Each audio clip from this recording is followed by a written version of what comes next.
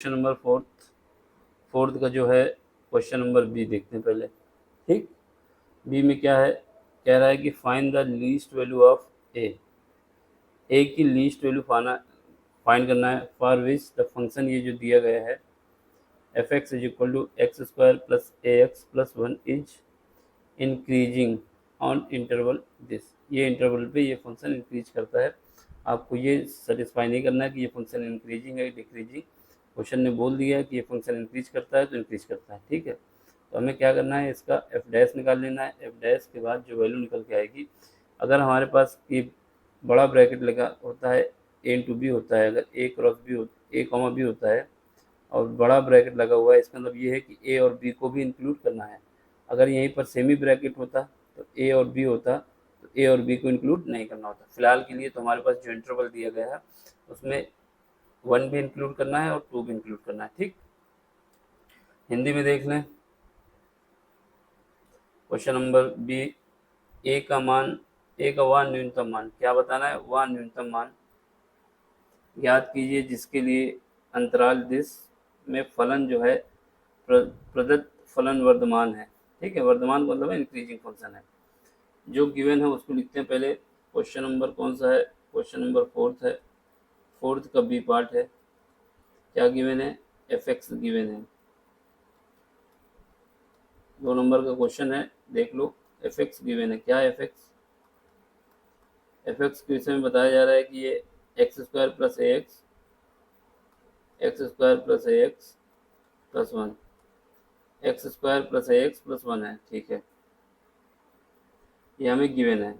इसके बाद जो इंटरवल दिया जा रहा है, इंटरवल 1 और 2 दिया जा रहा है और ये बता दिया गया है फंक्शन क्या है, इंक्रीजिंग फंक्शन है। जब इंक्रीजिंग फंक्शन है तो हमें ये नहीं चेक करना है कि इंक्रीज कर रहा है कि नहीं। अगर इसने बोल दिया इंक्रीजिंग फंक्शन है तो है। ठीक है, लेकिन हमें फाइंड क्या करना है, ए की वैल्यू फाइंड करना है। वो भी क्या, मिनिमम वैल्यू। मिनिमम याद रखना, minimum value, minimum value of a. ठीक है, ये हमें फाइंड करना है। तो क्या करना है, जो गिवन फंक्शन है अगर हमको मैक्सिमम और मिनिमम वैल्यू चाहिए किसी की, तो जो फंक्शन होता है उसको क्या किया जाता है, डिफरेंशिएट किया जाता है। किसके रिस्पेक्ट में, जो फंक्शन दिया हो जिसके कंडीशन में। एक्स के रिस्पेक्ट, अगर एक्स के साथ दिया है तो एक्स के, टी के साथ दिया है तो टी के साथ, फिलहाल तो एक्स के साथ दिया है। तो क्या करोगे, differentiate, differentiate with respect X. किसके रिस्पेक्ट में, एक्स के रिस्पेक्ट में। तो यहाँ पे क्या आ जाएगा, एफ डैश एक्स,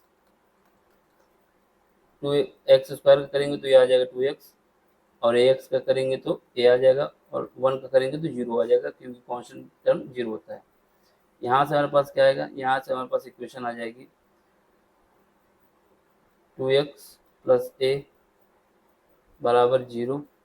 ठीक, क्यों 0 होगी, क्यों, क्योंकि because for increasing for maxima and minima. क्या लिखोगे, for maxima and minima, minima condition में क्या होता है, एफ डैश एक्स 0 होता है, इसलिए ये हमारे पास 0 हो जाएगा। ठीक है, तो यहाँ से हमारे पास x बराबर क्या आ जाए, 2x बराबर क्या आ जाएगा, 2x बराबर आ जाएगा प्लस ए। लेकिन हमें क्या चाहिए, इसकी मिनिमम वैल्यू चाहिए। क्या चाहिए, मिनिमम वैल्यू। मिनिमम वैल्यू कब आ सकती है, मिनिमम वैल्यू का मतलब है कि ए जो है हमारा ग्रेटर होना चाहिए किससे, -2x से। ए क्या होना चाहिए, ग्रेटर होना चाहिए -2x से। ये अगर हमको मिनिमम चाहिए तो। ठीक है, इससे कम होगा अगर जितना, क्योंकि जितना भी कम होता जाएगा, एक्स की वैल्यू जितनी बढ़ती जाएगी तो ए की वैल्यू इतनी कम होती जाएगी। लेकिन मिनिमम हमको चाहिए, इक्वल भी लगा दे तो ये कम से कम होनी चाहिए। ठीक, जब ये कंडीशन होनी चाहिए तो हमें क्या करना है, अब इसमें एक्स की वैल्यू रखनी है। पहला इंटरवल हमारे पास क्या है, 1, 2 है। ये इंटरवल पे पहले एक्स बराबर क्या रखेंगे, फॉर एक्स बराबर 2, एक्स बराबर 1 रख दो या 2 रख दो, कोई भी रख दे। फॉर एक्स बराबर 1, 1 के लिए क्या आएगा, ए की वैल्यू हमारे ग्रेटर देन आ जाएगी -2 से। एक्स की जगह जब 1 रख देंगे। एक बात, अब क्या है, फॉर x बराबर 2, इसके लिए क्या आएगा, a हमारा ग्रेटर आ जाएगा -4 से, -4 से आ जाएगा। ठीक, अगर हम इन दोनों वैल्यू को देखें, इन दोनों वैल्यू में अगर हम मान लेते हैं कि मिनिमम वैल्यू हमारी क्या है, a की मिनिमम वैल्यू -4 मान लेते हैं। अगर हमने मिनिमम वैल्यू -4 मान ली, मिनिमम वैल्यू -4 मान ली, तो जो हमारे पास 2 है, 2 तो मेरा -4 से ज़्यादा है ना, 2 की वैल्यू -4 से ज़्यादा है। अब हमने इसको अगर मान लिया कि ये होगी मिनिमम वैल्यू, तो -4 तो -2 तो हम कवर ही नहीं कर पाएंगे, जबकि हमें दोनों वैल्यू कवर करना है।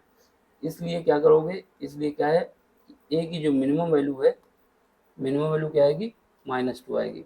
कैसे -2 आई, अगर हम मान लेते हैं कि हमारे पास, जैसे हमने ये बताया, यहाँ पे 0 रख दें, ठीक है, यहाँ पे -1, यहाँ पे -2, फिर उसके बाद यहाँ पे -3 और यहाँ पे -4। ठीक है, अगर हम मान लेते हैं क्या कि हमारे पास जो जो ए की वैल्यू होगी वो मिनिमम वैल्यू क्या होगी, ये होगी। इसके बाद और भी मिनिमम ले सकते हैं, लेकिन ये मिनिमम होगा, उसमें ये पार्ट तो इंक्लूड हो ही नहीं पाएगा ना। अगर इसको इंक्लूड करना है तो हमें ये मिनिमम ले लें, तो इसके इस तरफ आ जाएंगे तो काम हो जाएगा। इस वजह से हमने क्या किया, एक्स की जो मिनिमम वैल्यू होगी वो हमारी क्या होगी, -2 होगी। अगला क्वेश्चन देखो, अब आपसे कह रहा है इसका अवकलन समीकरण को हल कीजिए। ये क्या है, solve the differential equation, differential equation को सॉल्व करना है। जो गिवन है उसको लिखो, गिवन डिफरेंशियल इक्वेशन,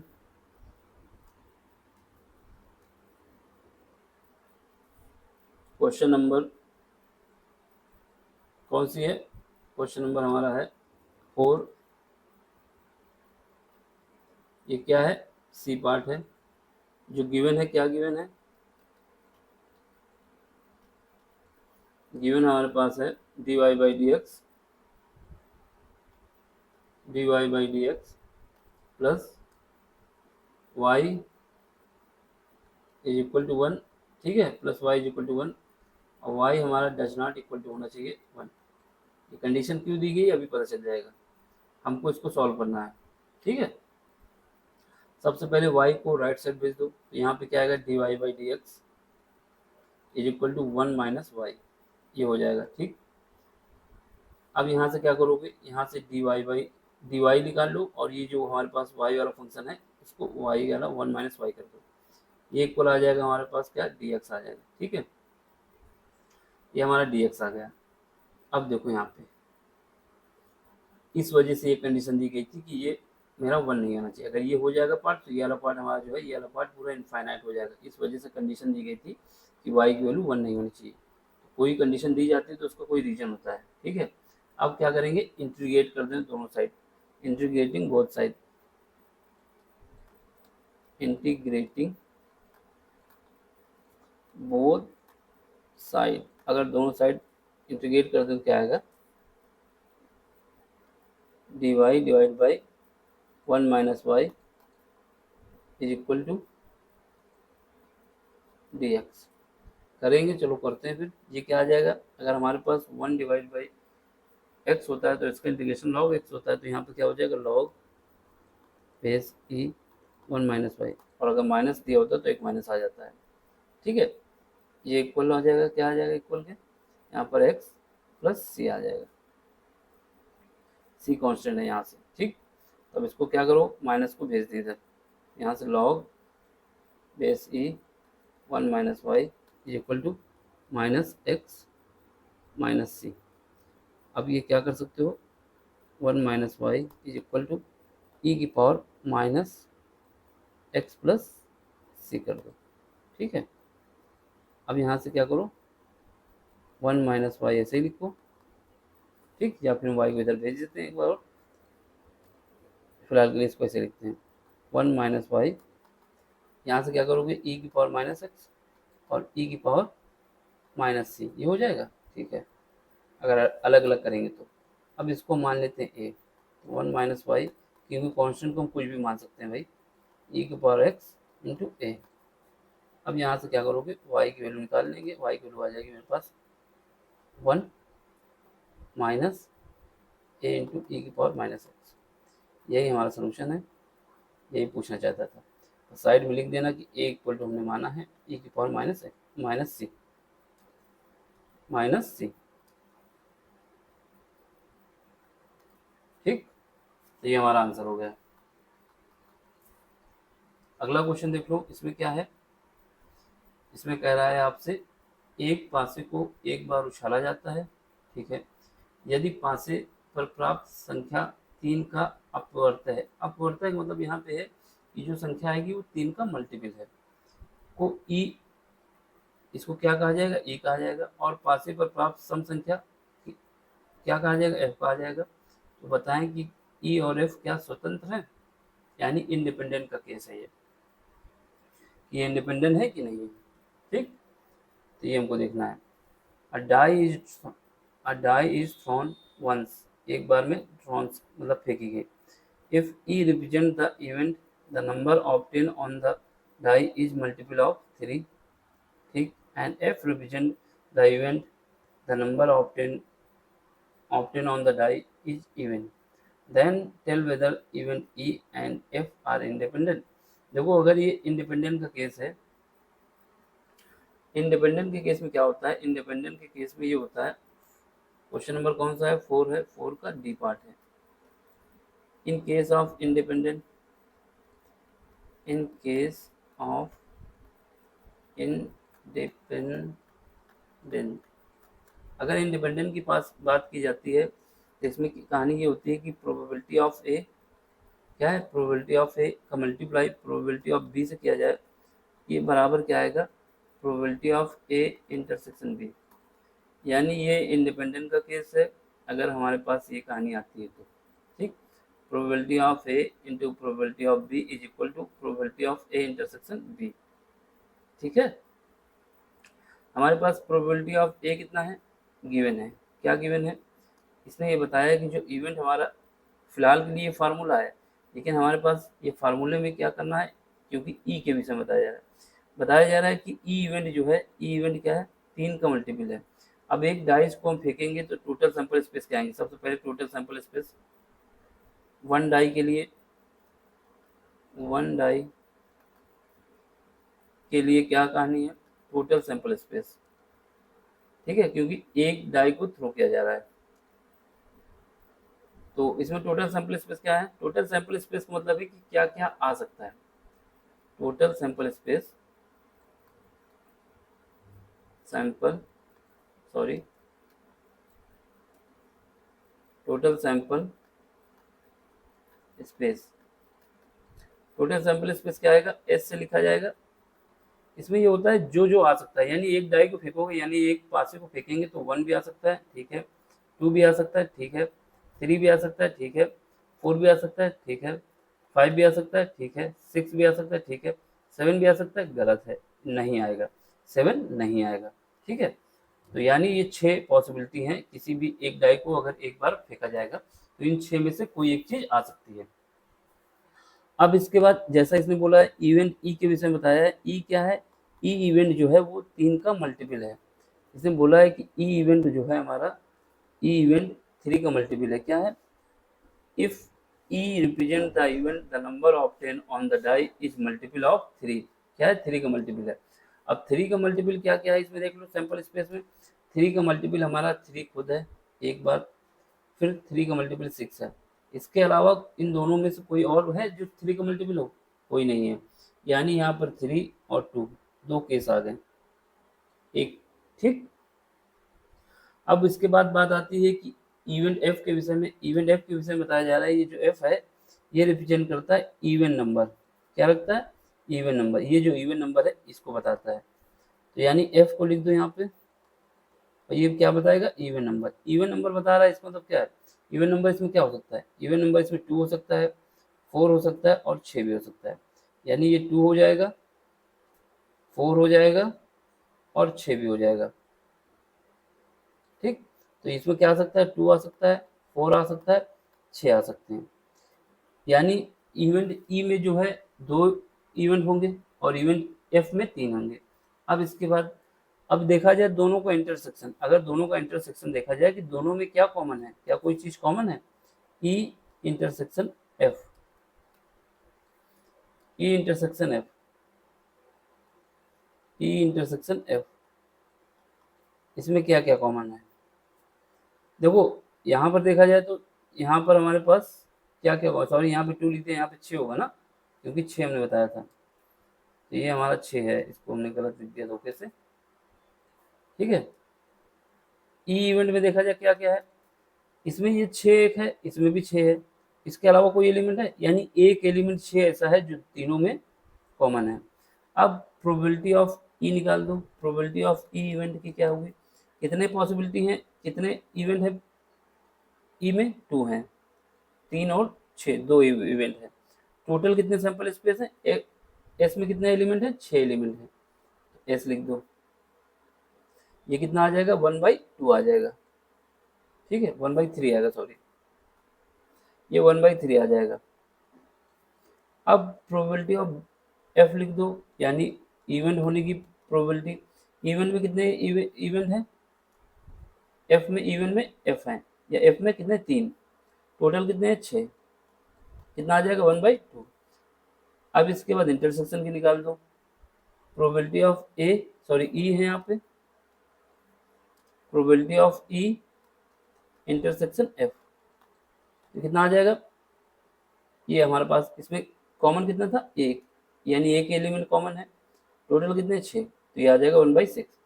अब केस जो है हमारा इंडिपेंडेंट का है, इन केस ऑफ इंडिपेंडेंट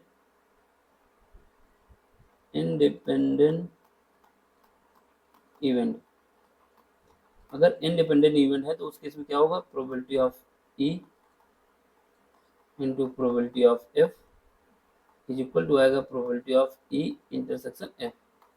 तो ये हमारी कंडीशन सेटिस्फाई होनी चाहिए, अगर ये नहीं सेटिस्फाई होती तो फिर काम नहीं बनेगा। ये क्या है, एफ, सॉरी ई है, ठीक है। साफ लिख दें, थोड़ा सा और साफ लिख देते हैं, ये ई है, चलो अब इसको लिखो, ये वैल्यू कितनी है, 1/3 है, ये कितना है, 1/2 है, ये कितना आ जाएगा, 1/6 पहले ही दिया हुआ था, ये 1/6 बराबर 1/6, इसलिए क्या है, इवेंट आर इंडिपेंडेंट, इसलिए इवेंट्स आर इंडिपेंडेंट, ये इवेंट्स इंडिपेंडेंस हैं, ठीक है, यही हमारा आंसर है। अब इसके बाद लास्ट क्वेश्चन बचता है, जो पहला क्वेश्चन है इसको देखना है। इसमें क्या है, आपसे कह रहा है कि ये जो आपका फंक्शन है क्या है, इक्विवेलेंस है कि नहीं। कहाँ गया क्वेश्चन, पहला क्वेश्चन है हमारा, ये फंक्शन की रिलेशन पूछ रहा है, ये फंक्शन हमारा इक्विवेलेंस है कि नहीं। देखो अगर फंक्शन हमारा इक्विवेलेंस होता है तो इसके लिए क्या होता है, 3 कंडीशन सेटिस्फाई करनी होती है।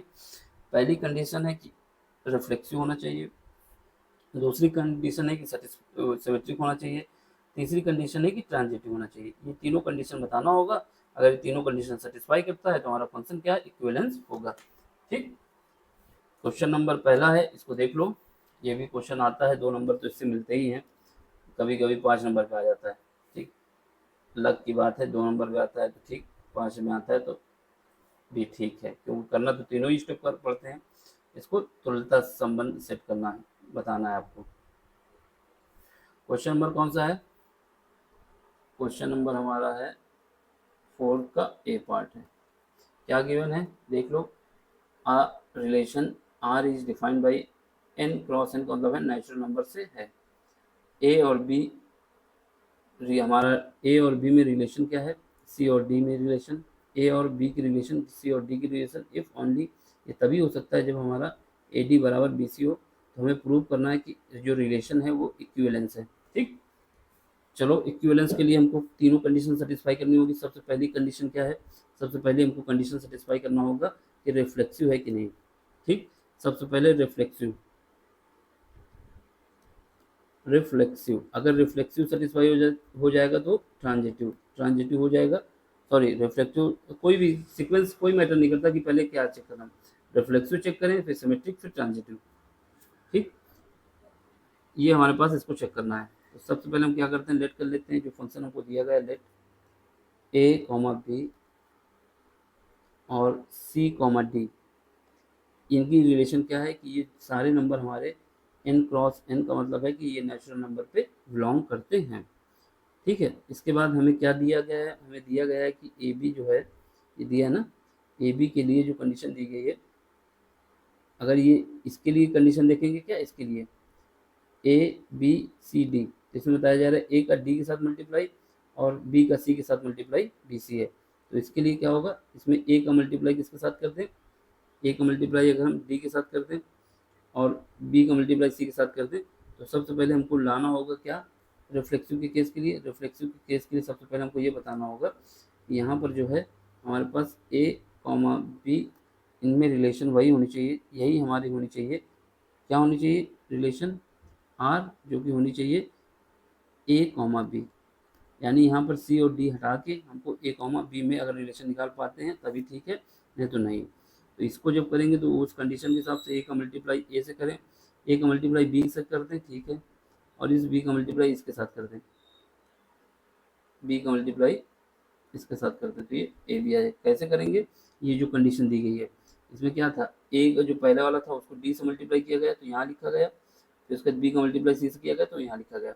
वही काम हमने यहाँ पे किया, पहले ए का मल्टीप्लाई इससे किया बी से, फिर बी का मल्टीप्लाई ए से किया, तो इसका मतलब क्या हुआ, ये फंक्शन हमारा क्या है, रिफ्लेक्सिव है। ये कंडीशन है मेरी रिफ्लेक्सिव की,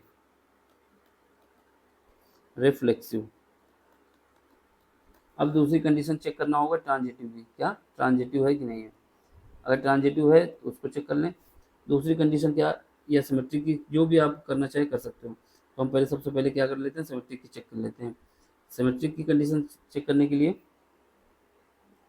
इसमें क्या है, सिमेट्रिक में सिमेट्रिक सिमेट्रिक कंडीशन के लिए इसमें देख लो क्या है, अगर फंक्शन हमारा सिमेट्रिक है तो क्या होना चाहिए, लेट करते हैं, फिर से पूरा लिखना ही होता है बार बार इसमें, लेट ए कॉमा बी कॉमा सी कॉमा डी, ये बिलोंग करना चाहिए किसमें, एन क्रॉस एन का मतलब है नेचुरल नंबर पे, सच डैट, ऐसे ही बिलोंग करना चाहिए, सच डैट कि हमारा ए कॉमा बी का रिलेशन है सी कॉमा डी से। ठीक है, तो इसमें फिर वही कंडीशन चेक करनी होगी कि ये जो ए है ये डी के साथ जाना चाहिए, ए का डी के साथ, ये कंडीशन को दी गई है, और बी का सी के साथ। अगर ये कंडीशन सेटिस्फाई होती है तो ये हमारा काम बन जाएगा, नहीं होता तो फिर दिक्कत आ जाएगी।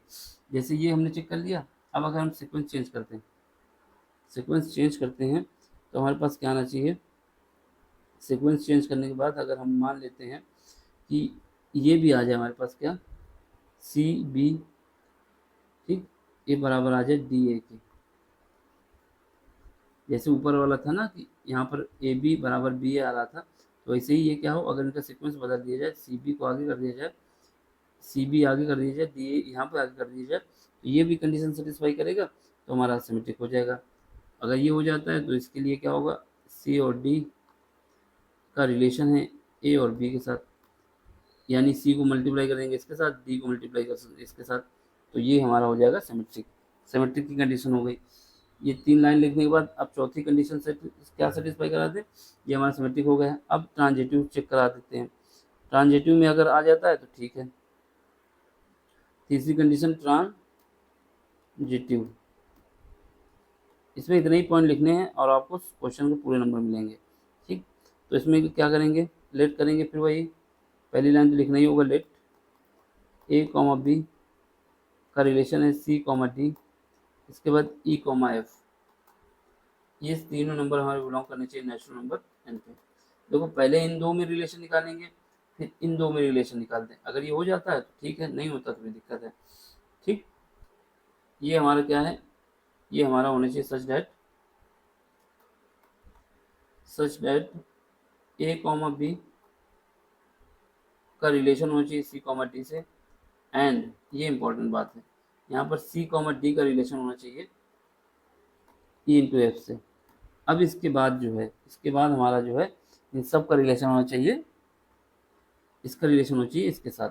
लेकिन फिलहाल इसके लिए लिखोगे तो क्या है, यहाँ पे हमारे पास क्या आना चाहिए, पहले इसमें क्या कर रहे हैं कि पहले का ये ले रहे हैं, दूसरे का डी ले रहे हैं, फिर इसका ये ले रहे हैं, फिर ये, यानी इस पहले का ए लेंगे, फिर उसके बाद इसका डी ले लेंगे, दूसरे का डी आ जाएगा, फिर इसका इसका क्या है, इन दोनों में आ जाओगे, इसका पहला क्या लोगे, सी ले लोगे, सी ले लिया, और इसका दूसरा क्या ले लेंगे, एफ ले लेंगे, ये बराबर आ गया। अब इसमें देख लो, इसका बी ले लेंगे और इसका सी ले लेंगे, तो बी सी आ जाएगा यहाँ पर। इसके बाद इसका डी ले लेंगे, इसका ई ले लेंगे, फिर क्या आएगा, डी ई आ जाएगा। ठीक, इसके बाद हम क्या बताएंगे, जब इसको सॉल्व करेंगे तो यहाँ से क्या है, यहाँ से हमारा कुछ कट सकता है, डी हट सकता है, बिल्कुल हट सकता है, और इसके बाद डी हटेगा, बिल्कुल हटेगा, और कुछ हट सकता है, डी के अलावा सी भी हट सकता है, और होगा सी भी हट सकता है, तो यहाँ पे क्या बचेगा, अगर इन दोनों को काटेंगे, सॉल्व करेंगे, तो यहाँ से देखा जाए तो ये डी हटा सकते हैं, इसे काट के दिखाना नहीं, बस अंदाजा लगाना है, यहाँ कर सकता है, इसी से सी हट सकता है। ठीक, तो क्या बचा यहाँ पे, यहाँ पर ए एफ बचा और बी ई बचा, जो रिलेशन हमको चाहिए थी, काम बन गया, ये आ गई रिलेशन, तो इसलिए क्या हुआ, ए और बी का रिलेशन है ई और एफ के साथ, ये ट्रांजिटिव की कंडीशन भी हो गई, तब इसलिए क्या होगा, तीनों कंडीशन सेटिस्फाई हो गई, इसलिए फंक्शन इज इक्विवेलेंस। ठीक है, तो यही इसका सलूशन है। समझ में आया तो लाइक कर देना, शेयर भी कर देना और सब्सक्राइब भी कर देना। Thank you for watching. ये पार्ट कंप्लीट हुआ, अब इसके बाद अगला पार्ट मिलेंगे।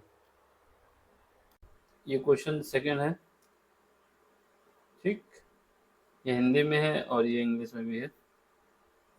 सेकंड पार्ट में जितने भी क्वेश्चन है सबके लिए एक एक नंबर दिया गया है और 5 क्वेश्चन दिए गए हैं। ठीक है, पहला है find the principal value of this, इसकी आपको प्रिंसिपल वैल्यू फाइंड करना है। इसमें क्या है, इसमें भी वही मुक्त मान ज्ञात कीजिए। देखो बात ये है कि मुक्त मान का मतलब ये हो गया कि आपको जो वैल्यू फाइंड करनी है, जो आपकी रेंज होती है साइन की, कोसेक की और किसकी, सेक या टेन, जो भी हो, जिनकी जो रेंज होती है उसके अंदर हमको वैल्यू रखनी है, समझ रहे।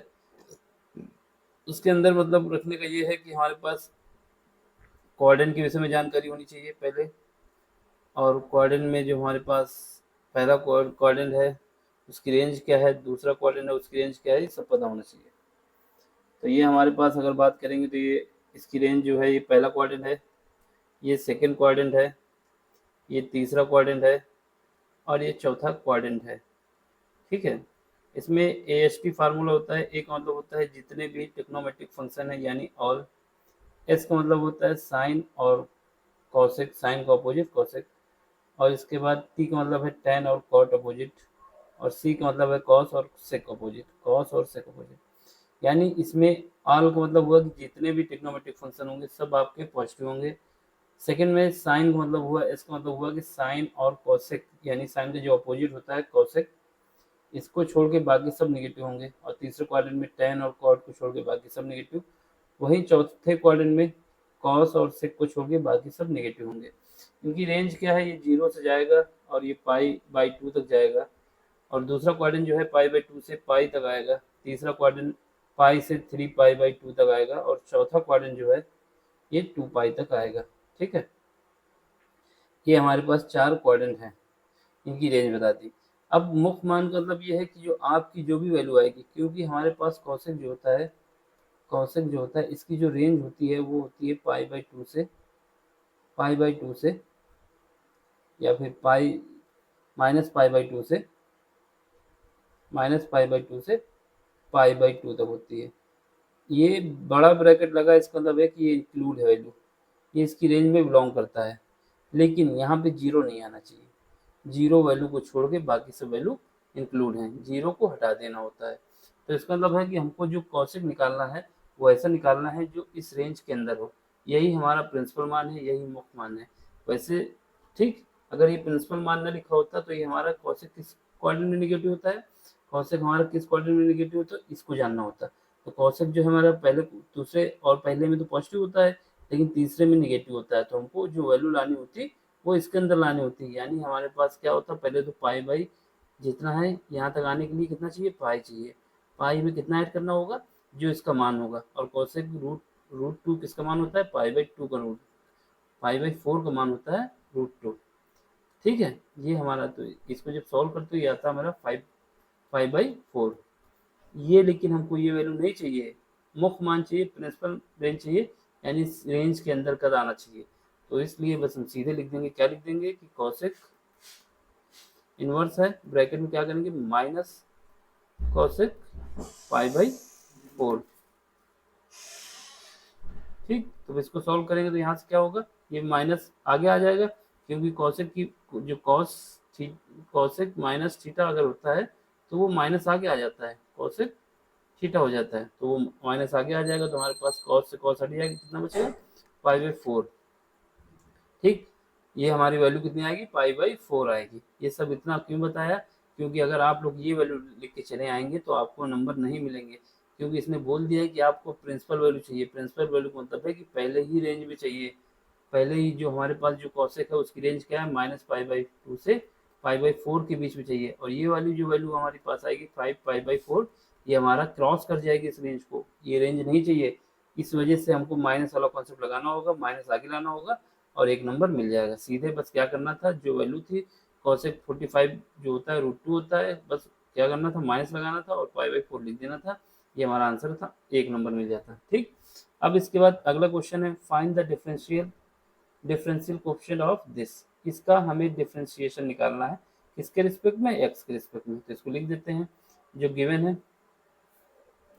क्या गिवन है उसको लिख देते हैं। क्वेश्चन नंबर हमारा कौन सा है, सेकेंड है, सेकेंड का बी पार्ट है। हमें गिवन क्या हो, जो गिवन है उसको वाई के इक्वल मान लेते हैं। हमारे पास कॉस ब्रैकेट में क्या है, साइन एक्स स्क्वायर, ये हमको दिया है, इसका हमें डिफ्रेंशिएशन करना है। देख लो यही दिया है, कॉस ब्रैकेट में साइन स्क्वायर ब्रैकेट में कॉस ब्रैकेट में साइन और एक्स स्क्वायर, तो इसको हमने लिख दिया। अब हमें इसको क्या करना है, एक्स के रिस्पेक्ट में डिफ्रेंशिएट करना है। तो differentiating with respect to x, x के रिस्पेक्ट में डिफ्रेंशिएट करेंगे। तो इसको डिफ्रेंशिएट करेंगे तो ये आएगा d Y by D x आ जाएगा। और यहाँ पे देखो कॉस एक्स, अगर हमारे पास साइन एक्स होता है, हमारे पास साइन एक्स होता है, साइन एक्स का डिफ्रेंशिएशन करना होता है, अरे सॉरी कॉस एक्स होता है, कॉस एक्स का डिफ्रेंशिएशन करना होता है, तो क्या होता है हमारे पास होता है माइनस का साइन एक्स। तो सबसे पहले क्या आएगा, माइनस का साइन एक्स, साइन एक्स अंदर क्या है जो है उसको लिख दो साइन एक्स स्क्वायर। ठीक है, इसके बाद इस साइन का डिफ्रेंशिएशन होगा, इस वाले साइन का, इसका फिर होगा डिफ्रेंशिएशन, क्योंकि ये भी फंक्शन के अंदर है ना, क्योंकि डिफ्रेंशिएशन फंक्शन का, फंक्शन के अंदर अगर फंक्शन कोई है उसका भी डिफ्रेंशिएशन होता है। तो अब क्या होगा, अब हमारे पास हो जाएगा साइन एक्स का क्या हो जाएगा, कॉस एक्स स्क्वायर हो जाएगा, कॉस एक्स स्क्वायर हो जाएगा। ठीक है, अब इसके बाद किसका डिफ्रेंशिएशन होगा, अब डिफ्रेंशिएशन होगा इसका, आपका जो एक्स स्क्वायर है इसका भी डिफ्रेंशिएशन होगा, तो क्या आएगा टू एक्स, ये हमारा पूरा हो जाएगा। जब इसको अरेंज करेंगे तो कितना आ जाएगा, हमारे पास आ जाएगा x cos square, cos x square, और दूसरे ब्रैकेट में आ जाएगा साइन, ये माइनस आगे लगा देना, साइन ब्रैकेट में साइन एक्स स्क्वायर। तो यही हमारा आंसर है। ठीक, अगर यहाँ भी ब्रैकेट लगाना चाहते हो तो यहाँ लगा दो, अलग लगाना चाहते हो तो अलग लगा दो, इस पे लगा देना ब्रैकेट। समझ गए कैसे आया, पहले हमने cos x का डिफरेंशिएशन किया, ये आ गया dy बाई डी एक्स, फिर उसके बाद cos x का डिफरेंशिएशन करने के बाद cos x के अंदर कौन सा फंक्शन था, sin x था, sin x का डिफरेंशिएशन किया। ठीक है, sin x का डिफरेंशिएशन किया तो ये आ गया। फिर उसके बाद इसके अंदर कौन सा फंक्शन था, एक्स स्क्वायर था, उसका डिफरेंशिएशन किया तो हमारे पास 2x आ गया, यहाँ पे 2 आना चाहिए, 2 कहाँ गया था, ये 2 मिसिंग हो गया, माइनस का 2x। ठीक, तो ये हमारा हो गया। अब अगला क्वेश्चन देख लो, अगला कौन सा क्वेश्चन है, अब हमें क्या करना है, इसको सॉल्व करना है। Solve D Y by D x is equal to minus four X square Y, इसको हमें सॉल्व करना है। क्या है, क्वेश्चन नंबर सेकेंड का सी पार्ट, जो गिवन है, क्या गिवन है, ये सभी एक एक नंबर का क्वेश्चन है। गिवन है हमारे पास d Y by D x is equal to minus four, d Y by D x is equal to minus four x y square, -4xy², ठीक है। इसको हमें डिफ्रेंशिएट करना है, ठीक है। तो सबसे पहले क्या करेंगे, डी वाई बाई को अलग करेंगे और ये वाई स्क्वायर वाला इसके साथ ले आएंगे, ठीक है। यहाँ क्या करेंगे, यहाँ पर -4x को अलग करेंगे और dx वाला इधर करेंगे। अब दोनों साइड क्या कर देंगे, दोनों साइड, क्योंकि हमको इसको सॉल्व करना है, ना, ठीक है। तो अब दोनों साइड इंटीग्रेशन कर देंगे, क्या करें, integrate both side, integrated both side with respect to, अगर करना चाहें तो रख सकते हैं x के रिस्पेक्ट में, अगर हम डिफ्रेंशिएट करना चाहते हैं इसको तो लिख देते हैं। क्या आएगा यहाँ पर हमारे पास डी वाई स्क्वायर, यहाँ पर वाई स्क्वायर है ना, ये तो स्क्वायर था, इज इक्वल टू, यहाँ पे क्या है -4 बाहर कर लो, अंदर क्या करोगे x dx कर दोगे, ठीक। अब इसका डिफ्रेंशिएट करेंगे तो क्या आएगा, y के रिस्पेक्ट में अगर करना चाहते हैं, सॉरी इंटीग्रेट करना चाहते हैं तो क्या होगा, यहाँ पर हमारे पास क्या होगा, अगर इसको देखा जाए तो ये हो सकता है y की पावर -2 dy, एक बार लिख दो। अब इसका करोगे तो -4x² 2 प्लस c कांस्टेंट होता है।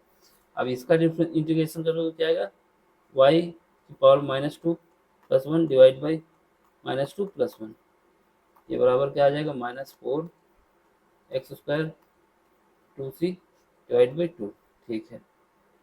अब यहाँ पे क्या आ जाएगा, यहाँ पे हमारे पास आ जाएगा y की पावर -1, नीचे क्या आ जाएगा, minus is equal to -4x² + 2c divide by 2, यहाँ से माइनस कॉमन लेना चाहें तो ले सकते हैं, माइनस कॉमन लेके उड़ा देंगे, ठीक है, माइनस कॉमन लेके ही उड़ाएंगे।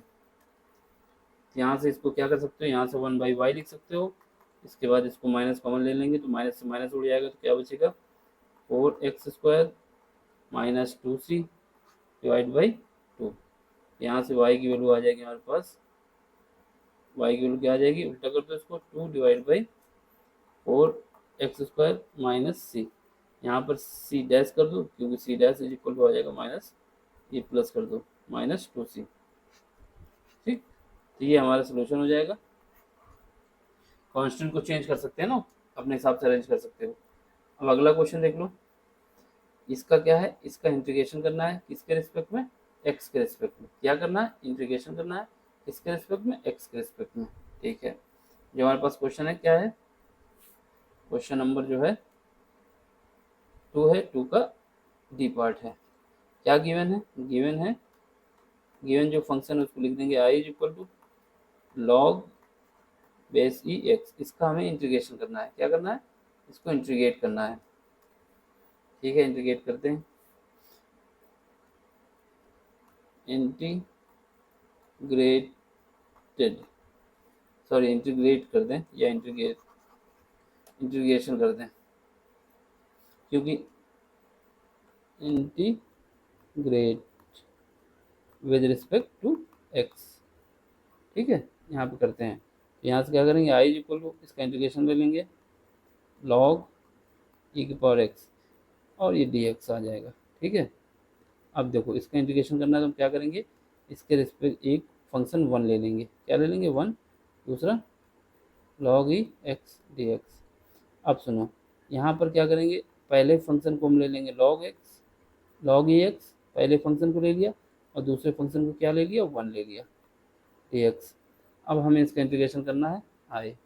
इंटीग्रेशन करने का फार्मूला क्या है, फार्मूला हमारे पास है, अगर हमारे पास दो फंक्शन है, एक f1 है दूसरा f2 है, इसका इंटीग्रेशन करना है तो हमारे पास फार्मूला क्या है, फार्मूला हमसे ये कहता है कि पहले फंक्शन को क्या करें, ऐसे ही लिख दें, यानी f1 को ऐसे लिख देंगे, दूसरे फंक्शन का इंटीग्रेशन ले लेंगे यानी f2 का dx ले लेंगे, माइनस इंटीग्रेशन का निशान लगाएंगे, ये क्या है, इंटीग्रेशन का निशान है, ये हमारा इंटीग्रेशन का निशान है, ठीक है। ब्रैकेट में क्या करेंगे, पहले ये हो गया, ठीक है। अब इंटीग्रेशन निशान लगाए, पहले फंक्शन का डिफ्रेंशिएट यानी f1 डैश, ठीक है, फिर उसके बाद दूसरे फंक्शन का इंटीग्रेशन यानी f2 dx, फिर यहाँ पर dx, ये फार्मूला हमें लगाना है यहाँ पे और आंसर आ जाएगा, ठीक है। चलो फिर सॉल्व करते हैं,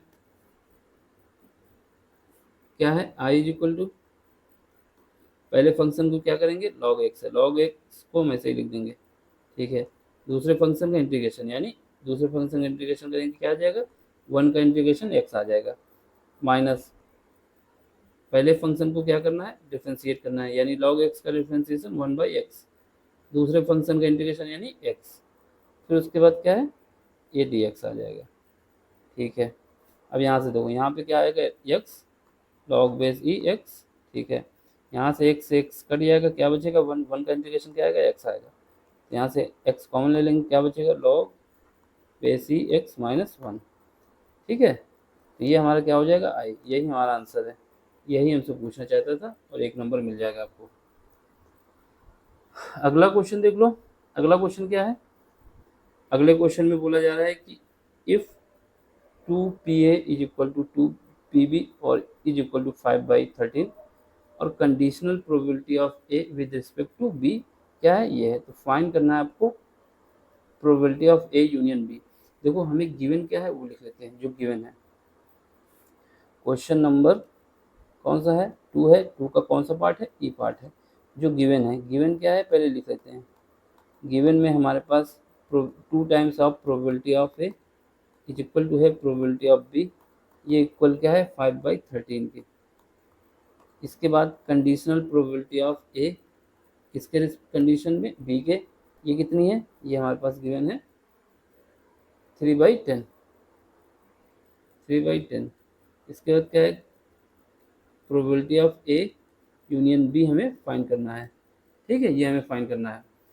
सबसे पहले क्या करेंगे, प्रोबेबिलिटी ऑफ ए क्या आ जाएगी, ये आ जाएगी हमारे पास 5/26, क्योंकि ये अलग 2 जो है डिवाइड कर देंगे। प्रोबेबिलिटी ऑफ बी कितनी आ जाएगी, ये आ जाएगी 5/13 आ जाएगी। अब इसके बाद हमारे पास कंडीशनल प्रोबेबिलिटी ऑफ ए का जो फार्मूला होता है, conditional probability of A with respect to B is equal to होता है probability of A intersection B, probability of A intersection B divide by probability of B. ठीक है, हमारे पास क्या गिवन है, ये दिया है, ये फार्मूला है हमारे पास, और गिवन है, जो जो गिवन है उसको लिख देते हैं, क्या गिवन है, ये दिया है, ये कितनी वैल्यू दी गई है, ये वैल्यू हमारे पास दी गई है, ये वैल्यू दी गई है हमारे पास, ये कितनी है 3/10 इज इक्वल टू, ये वाली वैल्यू हमको पता नहीं है, A intersection B divide by ये वैल्यू कितनी है, बी वाली 5/13 है। ठीक है, इसको अरेंज करो, जब अरेंज करोगे क्या आएगा 3/10। ठीक है, इसको मल्टीप्लाई करके लाएंगे तो ऊपर जाएगा, ये इधर मल्टीप्लाई करते हैं अगर सीधे, कितना आ जाएगा 5/13 आ जाएगा, 5 से काटेंगे कितना आ जाएगा, यहाँ से आ जाएगा मेरे पास 3/26। ठीक है, ये हमारे पास क्या आ गया, probability of A intersection B, इसकी वैल्यू आ गई, यानी probability of A intersection B की जो वैल्यू आ गई हमारे पास आ गई 3/26, 3/26। अब हमारे पास फार्मूला क्या होता है, अब हमारे पास फार्मूला जो है, फार्मूला हमारे पास क्या है देख लो, फार्मूला हमारे पास ये है कि अगर हमारे पास यूनियन वाला फार्मूला देखा जाए तो यूनियन का फार्मूला जो हमारे पास होता है क्या होता है, probability of A union B, जो कि हमें फाइंड करना है, probability of A plus probability of B minus probability of A intersection B. ठीक है, ये हमारे पास फार्मूला होता है यूनियन का केस में। तो यहाँ पे देख लो क्या है, probability of A union B हमें फाइंड करना है, प्रोबेबिलिटी ऑफ ए कितना है, ये हमारे पास है, प्रोबेबिलिटी ऑफ ए अभी हमने निकाला था, यहाँ पे कितना आया था, यहाँ पे 5/26, 5/26 प्लस प्रोबेबिलिटी ऑफ बी कितना था, ये था मेरे पास 5/13, 5/13। ठीक है, 5/13, इसका इंटरसेक्शन कितना निकाला, 3/26, एलसीएम ले लो 26 आएगा। ठीक है, यहाँ पे कितना आ जाएगा, 5 आ जाएगा, यहाँ पर 10 आ जाएगा, यहाँ पर कितना आ जाएगा 3 आ जाएगा, तो इसको काटेंगे तो 10 से 15, 15 से 12, ये बचेगा हमारे पास 12 डिवाइड बाई, हाँ 12 डिवाइड बाई 26, इसको काटेंगे तो 6 डिवाइड बाई 13, यही हमारा आंसर है। ठीक है, इस प्रकार हमारा ये पार्ट पूरा कंप्लीट हुआ। अब इसके बाद जो अगला पार्ट है वो अगले लेक्चर में होगा। समझ में आया हो तो लाइक कर देना, शेयर भी कर देना और सब्सक्राइब भी कर देना। Thank you for watching, thank you for watching. ये कौन सा सेट है, 324 EZ। ठीक है, किसका है, गणित का है। ठीक। क्लास कौन सी है? क्लास 12 है। चैप्टर कौन सा है? चैप्टर्स मतलब नहीं, ये पेपर है 2024 में हुआ था यूपी बोर्ड के लिए, उसका क्वेश्चन। पहला क्वेश्चन क्या है, आपसे कह रहा है कि पहले खंड में सारे क्वेश्चन एक एक नंबर के हैं, आपको एक एक नंबर मिलेगा। पहला क्वेश्चन आपको दिया गया है, ये कह रहा है कि in the set of a real number the relation are defined by this. ये क्वेश्चन एक नंबर का है, लेकिन अगर इसकी सारी कंडीशन चेक करने बैठेंगे तो ये नंबर 5 का होना चाहिए। ठीक है, तो हमें इस कंडीशन के हिसाब से जब देखेंगे तो ये ना तो रिफ्लेक्सिव आएगा, ना ही सिमेट्रिक आएगा, और ना ही ट्रांजिटिव आएगा। तो ऑप्शन हमारा डी हो जाएगा। इसमें देखो, इफ़ ए के एलिमेंट आपको दिए गए हैं 1 2 3, बी के एलिमेंट ए और बी है, तब आपसे पूछ रहा है कि then the number of function A to B will be, क्या होंगे। ठीक है, ए के एलिमेंट कितने हैं? ए में एलिमेंट हमारे पास हैं 1 2 3 4, सॉरी 3 तक हैं, यानी ए में टोटल एलिमेंट काउंटिंग में कितने हैं? 3 एलिमेंट है, इसको एन से लिखा जाता है। ठीक है, बी में कितने हैं? बी में एलिमेंट है एम, एम यानी 2 एलिमेंट है, ए और बी है। ठीक है, अब इसके लिए जब टोटल निकालना होता है हमको कि टोटल कितने एलिमेंट होंगे, तो हम कैसे निकालते हैं? टोटल एलिमेंट के लिए कैसे निकालना है? ए टू बी निकालना है, ए टू बी निकालना है। ए टू बी निकालना है तो हम क्या करेंगे, ए जो हमारा ए का एलिमेंट है, प्रत्येक एलिमेंट के लिए, यानी 1 के लिए कितने एलिमेंट है? 2 हैं, 2 के लिए कितने हैं? 2 है, 3 के लिए कितने हैं? 2 हैं, यानी एम के जो एलिमेंट है उनके एक एलिमेंट के लिए 2 कंडीशन दी गई है। तो एलिमेंट कितने हैं? 3। कंडीशन कितनी दी गई? 2। तो हमारे पास फार्मूला क्या है? एम की पावर एन। ठीक है, अगर हमसे बी टू ए पूछता तो हमारा फार्मूला चेंज हो जाता, एन की पावर एम हो जाता। फिलहाल ए टू बी पूछा है तो क्या करेंगे, बी यानी एम की पावर एन, इसको लगाएंगे तो कितना आ जाएगा? 8, ऑप्शन हमारा ठीक। ये एक नंबर का क्वेश्चन आया। ठीक है, इसके लिए for which value of lambda the vector this and this perpendicular. देखो, अगर ये दोनों वेक्टर परपेंडिकुलर है तो इनका मतलब क्या होगा कि इन दोनों वेक्टर का जो डॉट प्रोडक्ट है, इन दोनों वेक्टर का डॉट प्रोडक्ट 0 होना चाहिए। अगर ये दोनों वेक्टर परपेंडिकुलर हैं तो इनका डॉट प्रोडक्ट 0 होना चाहिए, और कुछ नहीं करना है। तो हमारे पास क्या है, डॉट प्रोडक्ट में कंडीशन ये होती है, डॉट प्रोडक्ट में कंडीशन क्या होती है कि आई कैप इंटू आई कैप बराबर जे कैप इंटू जे कैप बराबर के कैप इंटू के कैप, ये इक्वल होता है 1 के, याद रखना। आई, इसके अलावा अगर आता है आई के साथ जे आया, या फिर जे के साथ आई आई आया, या फिर आई के साथ जे आया, या जे के साथ आई आया, के के साथ आई आया, या फिर जे के साथ आया, और भी कोई भी दूसरा एलिमेंट आएगा तो ये सब 0 होगा। अगर सेम है तभी 1 होगा, अगर सेम नहीं है तो 1 नहीं होगा, बाकी 0 होगा। ठीक है, तो इसका मतलब क्या है, इन दोनों का डॉट प्रोडक्ट करें, और जिनके जो आई का आई के साथ करते हैं, जे का जे के साथ करते हैं, और के का के साथ करते हैं, बाकी कुछ नहीं लिखना। तो लेमडा लेमडा है, आई डॉट आई करेंगे तो लेमडा आ जाएगा, क्योंकि आई डॉट आई 1 हो जाएगा, प्लस यहाँ पर जे के कोफिशिएंट 1 है और जे का कोफिशिएंट -4 है, तो क्या करेंगे 1 और -4, प्लस यहाँ पर 1 है और क्या है 2 है। ठीक है, जब इसको सॉल्व करेंगे कितना आ जाएगा, लेमडा ये बराबर किसको हो जाएगा 0 के, क्योंकि इनका डॉट प्रोडक्ट क्या है 0 है। लेमडा यहाँ क्या आ जाएगा -4। ठीक है, ये कितना आ जाएगा +2 बराबर 0। यहाँ लेमडा की वैल्यू कितनी आ जाएगी 2 आ जाएगी, इसका मतलब ऑप्शन हमारा सेकेंड आ जाएगा। ठीक है, ये इनसे पूछा जाता है।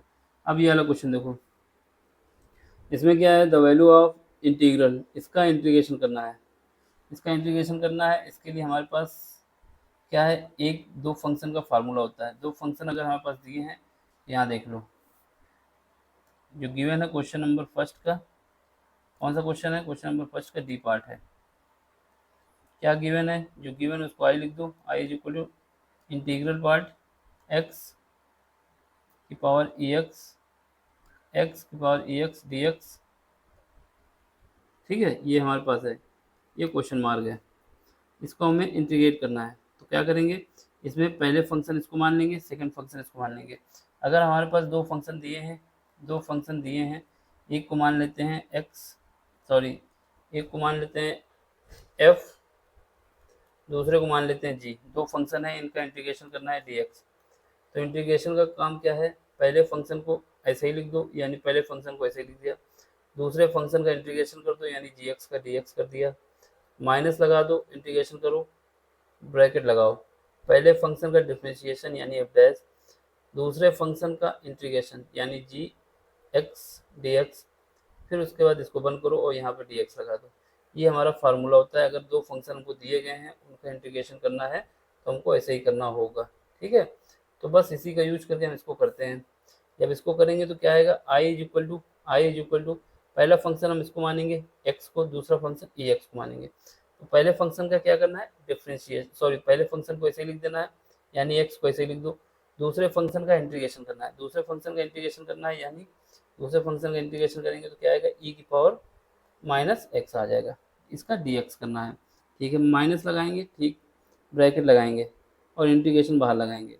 पहले फंक्शन का डिफरेंशिएशन यानी d Y by D x किसका करना है, एक्स का। ठीक है, दूसरे फंक्शन का इंटीग्रेशन यानी इसका ई की पावर माइनस एक्स का डी एक्स करना है। ब्रैकेट बंद, दोनों ब्रैकेट बंद, ये बड़ा ब्रैकेट हो गया। ठीक है, एक ही ब्रैकेट है यहाँ पर, ये बंद हुआ।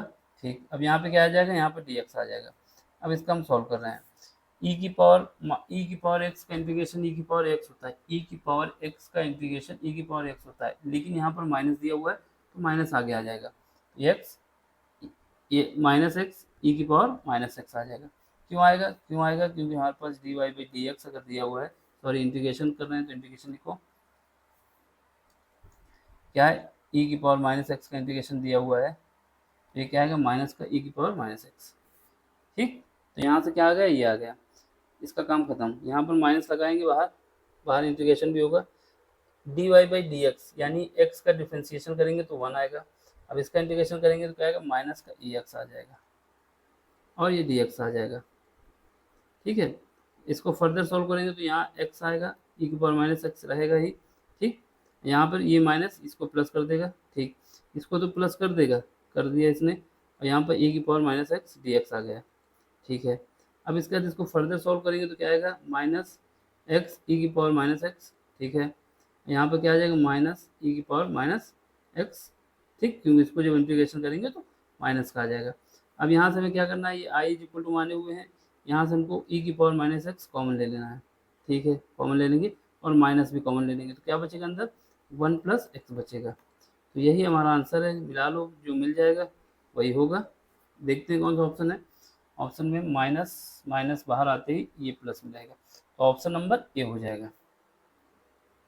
अगला क्वेश्चन देखो, इसमें क्या है, इसमें कह रहा है find the order of differential equation. Differential equation का ऑर्डर फाइंड करना है। ऑर्डर और डिग्री क्या होता है, जब हम डी वाई बाई यानी किसी फंक्शन का डिफरेंशिएशन n टाइम्स करते हैं, कितने टाइम्स करते हैं, n टाइम्स, किसी फंक्शन का डिफरेंशिएशन n टाइम्स करते हैं, यानी डी की power m y divide by D x की पावर m। ये हमने किया है क्या, किसी फंक्शन का n टाइम्स डिफरेंशिएशन, उसकी पावर अगर हम n चढ़ा देते हैं, क्या, होल पावर n चढ़ा देते हैं, होल पावर n चढ़ा देते हैं, तो जो n आएगा ये जो होगा ये डिग्री को बताएगा, क्या बताएगा, डिग्री, समझे। और जो n होगा, सॉरी जो m होगा ये होगा, ये हमारा बताएगा किस ऑर्डर का है, ऑर्डर। ठीक है, इसका मतलब क्या हुआ, हमसे पूछा क्या है, ऑर्डर पूछा है, तो इसका मतलब जो हमारा डेरिवेटिव है कितनी बार हुआ है, मैक्सिमम, जो मैक्सिमम जितनी बार डेरिवेटिव हुआ है वही इसका ऑर्डर है, यानी ये 3 बार डिफ्रेंशिएट हुआ है, तो ऑर्डर हमारा क्या हो जाएगा, 3 हो जाएगा। अगर आपसे पूछता है डिग्री कितना है, तो जो डिफ्रेंशिएशन ज़्यादा बार हुआ है उसकी जो हाईएस्ट पावर होती है वही डिग्री होती है, तो डिग्री क्या आती, 2 आती। फिलहाल ऑप्शन में ए सही है। ये हमारा पहले पार्ट कंप्लीट हुआ। अब इसके बाद अगले लेक्चर में दूसरा पार्ट कराएंगे। ठीक, ऐसे ही धीरे धीरे सारे पार्ट करा देंगे। समझ में आए तो लाइक कर देना, शेयर भी कर देना और सब्सक्राइब भी कर देना। Thank you for watching. 9 का पार्ट बी का सेकंड क्वेश्चन है। ठीक है, इससे पहले ए पार्ट हो चुका है और बी का फर्स्ट पार्ट भी हो चुका है। अब ये सेकंड क्वेश्चन है। क्या गिवन है, इफ ई की पावर वाई ब्रैकेट में 1 प्लस एक्स इक्वल टू 1 है, then so that d two y divide by D x square is equal to d Y by D x का होल स्क्वायर है। हमको इससे क्या करना है, d Y by D x निकालना है, फिर उसके बाद उसका अगेन डिफ्रेंसिएशन करना है, फिर उसके बाद उनका स्क्वायर कर देना है d Y by D x का। देखना है ये दोनों बराबर आते हैं, अगर आ जाते हैं तो बात सही हो जाती है, नहीं तो गलत बात हो जाएगी। ठीक, तो प्रूफ नहीं माना जाएगा। सबसे पहले क्या करते हैं, जो गिवन इक्वेशन है, क्या गिवन इक्वेशन है, क्वेश्चन नंबर 9 है, 9 का पार्ट बी है, बी का सेकंड पार्ट है। गिवन इक्वेशन में ये है ई की पावर वाई ब्रैकेट में 1 plus x is equal to 1 दिया हुआ है। जो प्रूफ क्या करना है हमको, प्रूफ ये करना है कि d two I d x square is equal to है d Y by D x का होल स्क्वायर। ठीक है, तो सबसे पहले हम क्या करेंगे, जो इक्वेशन है उसको इक्वेशन नंबर 1 मान लेंगे। मान लिए, ठीक। अब इसको हमें, जो हमारे पास फार्मूला क्या होता है, अगर हमारे पास दो फंक्शन है d Y by D x, एक फंक्शन f1 है, दूसरा फंक्शन f2 है, इन दोनों का डिफ्रेंशिएशन करना है, इन दोनों का डिफ्रेंशिएशन करना है, तो पहले फंक्शन का डिफ्रेंशिएशन यानी f1 डैश, दूसरे फंक्शन को ऐसे ही लिख दो f2 प्लस दूसरे फंक्शन का डिफ्रेंशिएशन यानी पहले फंक्शन को ऐसे ही लिख देना है, दूसरे फंक्शन को f डैश कर देना है। ये फार्मूला होता है हमारे पास, इसी फार्मूले का हम यूज करेंगे। ठीक है, इसी फार्मूले का यूज करेंगे और जो हमारे पास इक्वेशन नंबर फर्स्ट है उसको डिफ्रेंशिएट करेंगे। Differentiate equation number first, differentiate equation number first with respect to 1, sorry x के रिस्पेक्ट में डिफ्रेंशिएट करना है। कौन सी इक्वेशन को, इक्वेशन नंबर 1 को। ठीक है, तो यहाँ पर d Y by D x bracket में लिखोगे ई वाई 1 प्लस एक्स, ये हमारे पास दो फंक्शन है बराबर d Y by D x, ये 1। ठीक, अब इसका डिफ्रेंशिएशन करना है, तो यहाँ पर देखो, यहाँ पर y है, ई वाई है, तो यहाँ पर पहले तो उसका डिफ्रेंशिएशन होगा, फिर उसका d Y by D x आ जाएगा। तो यहाँ से पहला फंक्शन क्या है, ई वाई का डिफ्रेंशिएशन करेंगे एक्स के रिस्पेक्ट में, तो आएगा ई वाई। ठीक है, इसके बाद यहाँ से d Y by D x भी आ जाएगा। ठीक है, प्लस पहले फंक्शन को ऐसे लिख देना है, सॉरी पहले फंक्शन को लिख दिया हमने, अब दूसरे फंक्शन को सेम लिख देना है, कुछ नहीं करना उसमें। तो सेकेंड फंक्शन को हम लिख देंगे 1 प्लस एक्स। अब प्लस लगाएंगे, पहले फंक्शन को ऐसे ही लिख देना है यानी ई की पावर वाई को ऐसे ही लिख देंगे, और इसके बाद जो हमारे पास है d Y by D x, इसको डिफ्रेंशिएट कर देंगे एक्स के रिस्पेक्ट में, इज इक्वल टू कांस्टेंट 1 जो है हमारा कांस्टेंट है, किसी भी कांस्टेंट फंक्शन का जब डिफ्रेंशिएशन किया जाता है तो वो 0 आता है। ठीक है, इसको 0 कर देंगे। अब हमें क्या करना है, इसको सॉल्व करना है। ई की पावर वाई दोनों तरफ से कॉमन दिया जा सकता है, ई की पावर वाई दोनों तरफ से कॉमन ले लेंगे, ई की पावर वाई कॉमन ले लिए, अंदर क्या बचा, यहाँ बचा 1 प्लस एक्स, और इधर क्या बचा d Y by D x, इधर क्या बचा, यहाँ पर हमारे पास जब इसका डिफ्रेंशिएशन करेंगे तो यहाँ से हमारे पास 1 बचेगा। ठीक, 1 बचेगा, इसका जब करेंगे d Y by D x तो ये तो 0 हो जाएगा, इसके साथ जाएंगे तो 1 आ जाएगा। ठीक है, बराबर 0 आ जाएगा। अब यहाँ से क्या करेंगे, यहाँ से हम ई की पावर वाई को 0 कर दें एक बार, यानी ई की पावर वाई एक बार 0 हो जाएगा तो 0 हो जाएगा, और एक बार हमारे पास क्या है 1 plus x d Y by D x is equal to -1 आ जाएगा। ठीक है, तो यहाँ से हमारे पास d Y by D x की वैल्यू आ जाएगी, क्या आ जाएगी, -1 डिवाइड बाई 1 प्लस एक्स, क्योंकि हमको ई की पावर वाई 0 से कोई मतलब नहीं, उसको 0 ही रखना था। जो हमारा फंक्शन है उस फंक्शन से मतलब है 1 प्लस एक्स, तो ये हमारी एक इक्वेशन और बन जाएगी। इस इक्वेशन का नाम दे देंगे इक्वेशन नंबर 2। ठीक है, अब हम क्या करेंगे, इसको अगेन डिफ्रेंशिएट करेंगे, अगेन डिफ्रेंशिएशन करेंगे, तो again differentiate with respect to x, again differentiate with respect to x, x के रिस्पेक्ट में जब दोबारा डिफ्रेंशिएट करेंगे तो हमारे पास क्या आएगा d Y by D x, इसका करेंगे d Y by D x का इज इक्वल टू, यहाँ पर करेंगे तो माइनस आगे लगा दो, यहाँ पर d Y by D x, यहाँ हो जाएगा x प्लस 1 की पावर -1, इसका डिफ्रेंशिएशन करेंगे। ठीक है, तो ये हो जाएगा हमारा d two I d x square is equal to, देखो यहाँ पे जब करेंगे तो यहाँ पे -1 है, ठीक है। इसके बाद यहाँ से -1 बाहर आएगा, ठीक है, -1 बाहर आएगा। इसके अलावा x प्लस 1 की पावर हो जाएगा 2।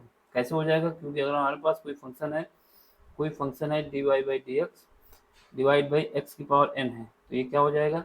इसका जब डिफ्रेंशिएट करेंगे तो n बाहर आ जाएगा, ठीक है। इसके बाद x की पावर n-1 आ जाएगा, क्योंकि यहाँ पावर में जब पहुँचेगा तो ये n माइनस में आ जाएगा, इस वजह से ये प्लस हो जाएगा। कैसे प्लस हो जाएगा? क्योंकि हमको जब डिफ्रेंशिएशन करते हैं तो इसको हम क्या लिख सकते हैं, इसको हम ऐसे भी लिख सकते हैं, यहाँ से दिखा दें जिससे आपको कन्फ्यूजन ना हो ये कैसे आया। अगर हमारे पास 1 की पावर x बाई n है, इसका डिफ्रेंशिएशन करना है तो इसको हम क्या लिख सकते हैं, x की पावर -n कर सकते हैं, ठीक है। अब इसका डिफ्रेंशिएशन कर देंगे dy बाई डी एक्स की पावर -n, ठीक है। इसका जब करेंगे तो कहाँ से आ जाएगा, -n आगे आ जाएगा, ठीक है। इसके बाद x की पावर क्या होगा, -n माइनस एक माइनस और हो जाता है, ये क्या हो जाएगा, -n डिवाइड बाई एक्स की पावर -1, तो ये नीचे जब लाएंगे तो प्लस हो जाएगा, ये हो जाएगा। तो ऐसे ही हमने इसका यूज किया, ये रफ वर्क है, ये फार्मूला बताने के लिए किया। तो ऐसे ही इसका जब यूज हुआ तो ये माइनस आगे आ गया, तो यहाँ से हमारे पास d2y dx² जो आ गया क्या, +1, ये माइनस प्लस कर देंगे, नीचे क्या बचेगा 1 प्लस एक्स का होल स्क्वायर। ये इक्वेशन नंबर हमारी कौन सी होगी, 4th, सेकंड हो चुकी थी, हाँ ये 3rd है। अब क्या करूँ, दोनों इक्वेशन जो हमारे पास प्रूव करना है उसमें d2y dy बाई दोनों को लिख दिया जाए। प्रूव क्या करना था हमें प्रूव करना था कि dy बाई डी एक्स का होल स्क्वायर ये बराबर है किसके, d2y dx का होल स्क्वायर के, sorry d2y divide by dx²। अब इसमें वैल्यू दोनों पुट कर दो, जब इसकी वैल्यू पुट करोगे तो इसकी वैल्यू कितनी आएगी, 1/1 प्लस एक्स, इसका होल स्क्वायर कर दो, ठीक है, बराबर इस ये वैल्यू कितनी आई थी 1 प्लस एक्स का होल स्क्वायर। अब दोनों को जब देखोगे तो लेफ्ट हैंड साइड और राइट हैंड साइड बराबर है, इस वजह से हमारा ये प्रूफ हो जाएगा। 1 प्लस एक्स का whole square is equal to आ जाएगा 1 प्लस एक्स का होल स्क्वायर। LHS बराबर RHS is equal to LHS बराबर RHS, ये हमारा इक्वल आ गया, इसलिए हेंस प्रूफ हो गया। इसमें इतना ही करना था, ठीक है। समझ में आए तो लाइक कर देना, शेयर कर देना और सब्सक्राइब भी कर देना, ठीक है। जो सेट हम लोगों को चल रहा है, कौन सा चल रहा है, EZ है, क्लास 12 के लिए यूपी बोर्ड का जो एग्ज़ाम हुआ था उसका जो सेट था EZ 2024 का, ये मैथ पेपर है, ठीक। इसमें से 9 नंबर क्वेश्चन कराए जा रहे हैं, इसमें से 2 पार्ट दिए हुए, कोई एक पार्ट करना है, लेकिन हम दोनों पार्ट का सलूशन कराएंगे आपको। ये हिंदी वाले देख लें, इसमें क्या है, कोई एक खंड करना है, बाकी लैंग्वेज वही लिखा हुआ है, integration x² plus x plus 1 divide by x plus 2 और इंटू x² प्लस 1। दूसरा जो खा पार्ट है उसमें x² plus 16 divide by y² plus 9 is equal to 1 से घिरे क्षेत्र का क्षेत्रफल ज्ञात कीजिए। इसका इसमें यदि e y is equal to 1 plus x is equal to 1 तो दिखाएं कि ये इक्वल होगा। सॉल्व करते हैं, ठीक है। क्वेश्चन नंबर 9 है, 9 का पहला पार्ट हम करने जा रहे हैं ए, जो गिवन है उसको लिख दो, गिवन इंटीग्रल आई से लिख देंगे। ये क्या है, रेंज लिमिट तो है नहीं इसकी, x² plus x plus 1, x² plus x plus 1, ये डिवाइड किससे है, डिवाइड है x plus 2 x² plus 1, x plus 2 और x² प्लस 1, इससे डिवाइड है। इसका हमको इंटीग्रेशन करना है, हिंदी में समाकलन कहा जाता है, इंग्लिश में इंटीग्रेशन, ठीक। इसका हमें करना है, लेकिन हमारे पास जो इंटीग्रेशन के फार्मूले हैं वो अगर डिवीजन में 2 होते हैं तब नहीं बन पाता ना। तो ये जो नीचे वाला पार्ट है, सबसे पहले इस जो फंक्शन को दिया गया है, ये वाले फंक्शन को हमें पार्शियल फ्रैक्शन करके लिखना होगा। सबसे पहले इस फंक्शन को हमें पार्शियल फ्रैक्शन करना होगा, तभी हम इसका सोल्यूशन कर सकते हैं, नहीं तो ऐसे हम नहीं कर पाएंगे, ठीक है। तो इसका क्या करना है, पार्शियल फ्रैक्शन। पार्शियल फ्रैक्शन कैसे किया जाता है, पार्शियल फ्रैक्शन के लिए लिख लो पार्शियल फ्रैक्शन करेंगे, साइड में कर लेंगे या फिर यहाँ पर दिखा देंगे। पहले हमने पार्शियल फ्रैक्शन किया है, कोई दिक्कत नहीं है, रफ वर्क भी कर सकते हैं, सीधे भी यहाँ दिखा भी सकते हैं। पार्शियल फ्रैक्शन,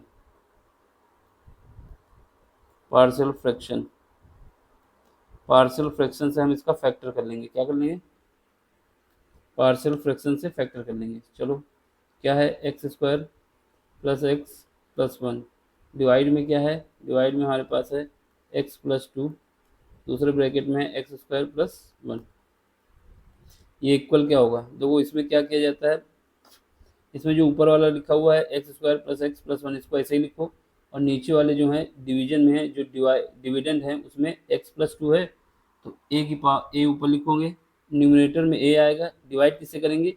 इसके जो नीचे फैक्टर दिए हुए हैं, क्या है? X plus two. ठीक है, एक ही हो जाएगा।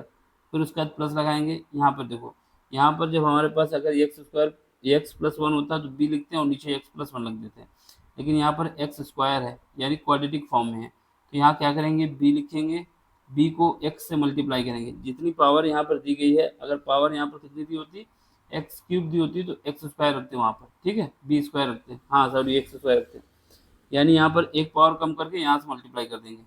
ठीक, अगर यहाँ पर भी हम रखते हैं एक्स की पावर वन कम करते हैं तो कितना बचता है? जीरो बचता है, और जीरो की पावर क्या होता है? किसी की पावर जीरो हो वो वन आता है। इसके बाद सी लिख देंगे, डिवाइड किससे करेंगे? एक्स स्क्वायर प्लस वन से।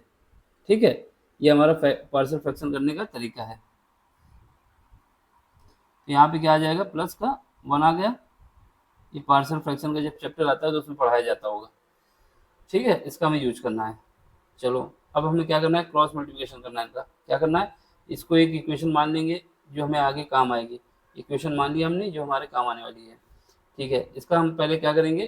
क्रॉस मल्टीप्लिकेशन कर लेंगे। क्रॉस मल्टीप्लिकेशन करेंगे, एक्स स्क्वायर प्लस वन, ये नीचे आएगा, ये तो ऐसे ही लिख दो, एक्स प्लस टू, यहाँ पर एक्स स्क्वायर प्लस वन। अब यहाँ पर हम क्रॉस मल्टीप्लिकेशन कर रहे हैं एलसीएम लेने के लिए।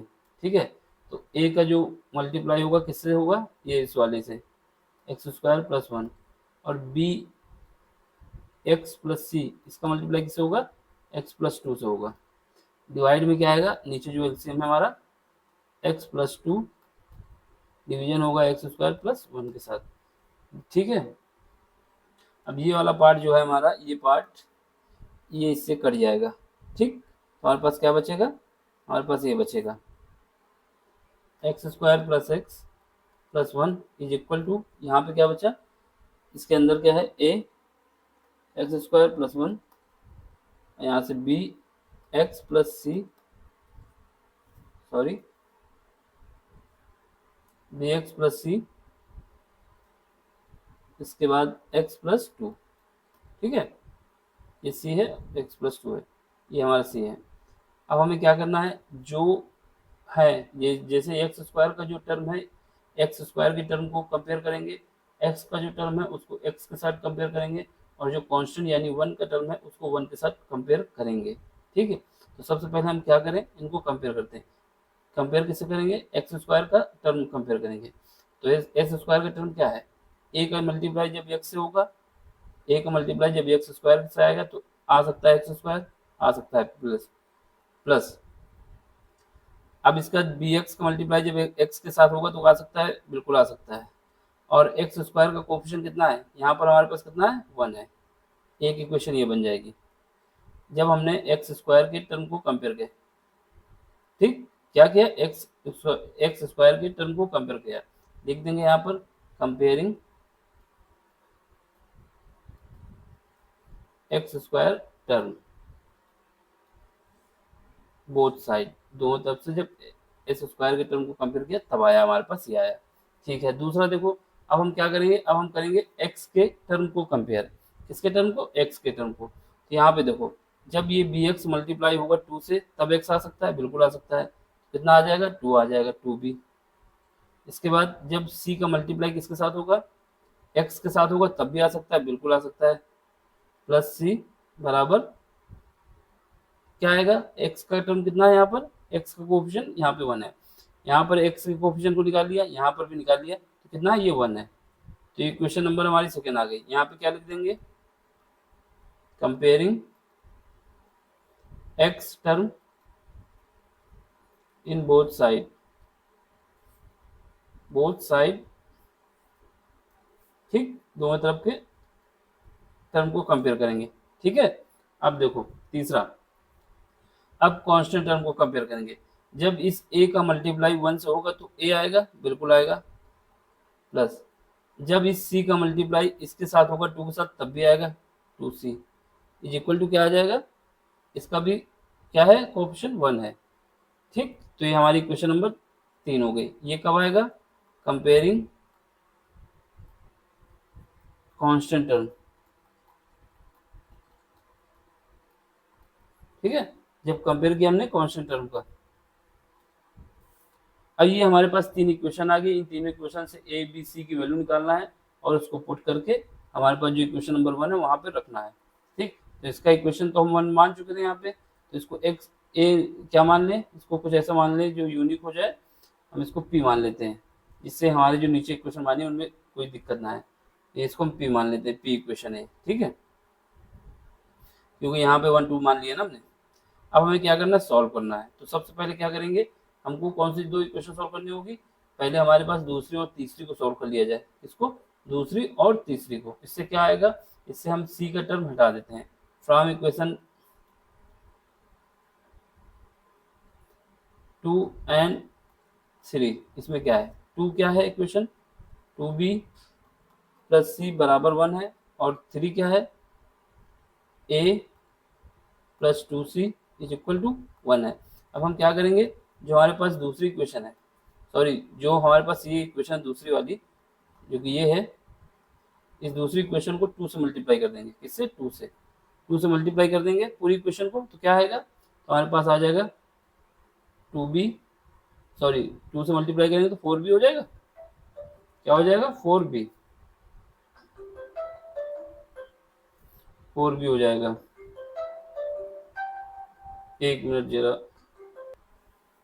ठीक है, इसको जब 2 से मल्टीप्लाई करेंगे कितना हो जाएगा, ये 4 हो जाएगा, फिर इसका यहाँ पर 2c हो जाएगा, ये बराबर हो जाएगा 2 के। और जो तीसरी इक्वेशन है इसको ऐसे लिख दो, ये क्या है, a है प्लस सॉरी यहाँ 2c है, ये इक्वल के 1 के। अब दोनों को घटा देंगे, जब घटाएंगे तो ये माइनस, ये माइनस, ये माइनस, तो यहाँ से ये कट जाएगा, ठीक है। तो यहाँ क्या बचेगा, यहाँ पर बचेगा हमारे पास 4b minus a is equal to 1 बचेगा, ठीक है, 4b minus A equal to 1 बचेगा। ये इक्वेशन हमारी 5 बन जाएगी। अब इक्वेशन नंबर फर्स्ट पे जाओ, और उस पे क्या है, हमारे पास a प्लस बी बराबर 1 दिया हुआ है। इक्वेशन फर्स्ट और 5 से सॉल्व करते हैं, इक्वेशन फर्स्ट एंड 5। कौन सी equation, from equation first and 5, ठीक है। हमारे पास क्या है, a प्लस बी बराबर कितना है, a प्लस बी बराबर हमारे पास 1 है। उसके बाद यहाँ पर minus a plus b, 4b sorry, ये बराबर कितना है, ये 1 है, ठीक है। जब इसको हम क्या करेंगे, सॉल्व करेंगे, तो इसको ऐड कर देंगे, ऐड करेंगे, क्या करेंगे, एडिंग,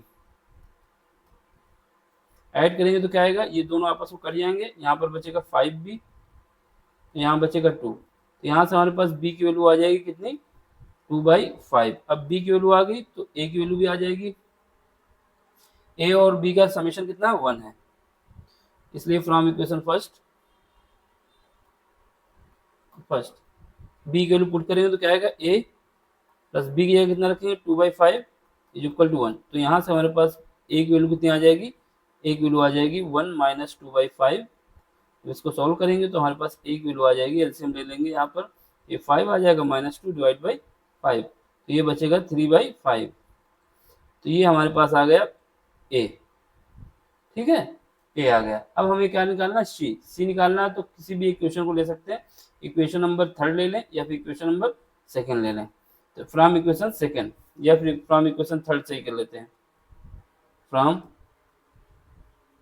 इक्वेशन थर्ड में क्या है, a plus 2c is equal to 1 है, क्या है, a plus 2c is equal to 1 है, देख लो एक बार, ये इक्वेशन है a plus 2c is equal to 1। अब यहाँ पे पुट करेंगे, a की वैल्यू कितनी है, 3/5 है, निकालना क्या है, c निकालना है, 2c इज इक्वल टू 1। यहाँ से जब कंपेयर करेंगे तो 2c इज इक्वल टू आ जाएगा 1 माइनस 3/5, ठीक है, इसको सॉल्व करेंगे तो कितना आएगा 5 माइनस 3 डिवाइड बाई 2। ठीक, यहाँ से हमारे पास 2c की वैल्यू आ जाएगी 5 डिवाइड में है, यहाँ पर एलसीएम में 5 आ गया है नीचे, तो ये 5 आ जाएगा। तो यहाँ पर से हमारे पास 2c इज इक्वल टू आ जाएगा 5, 2 से 2 कट जाएगा, तो यहाँ से c की वैल्यू आ जाएगी 1/5। यानी हमारे पास तीनों वैल्यू निकल आई। कौन कौन सी वैल्यू निकल आई? a बराबर कितना आया है? a बराबर हमारा आया है 3/5, b बराबर कितना आया है 2/5 और c बराबर कितना आया 1/5।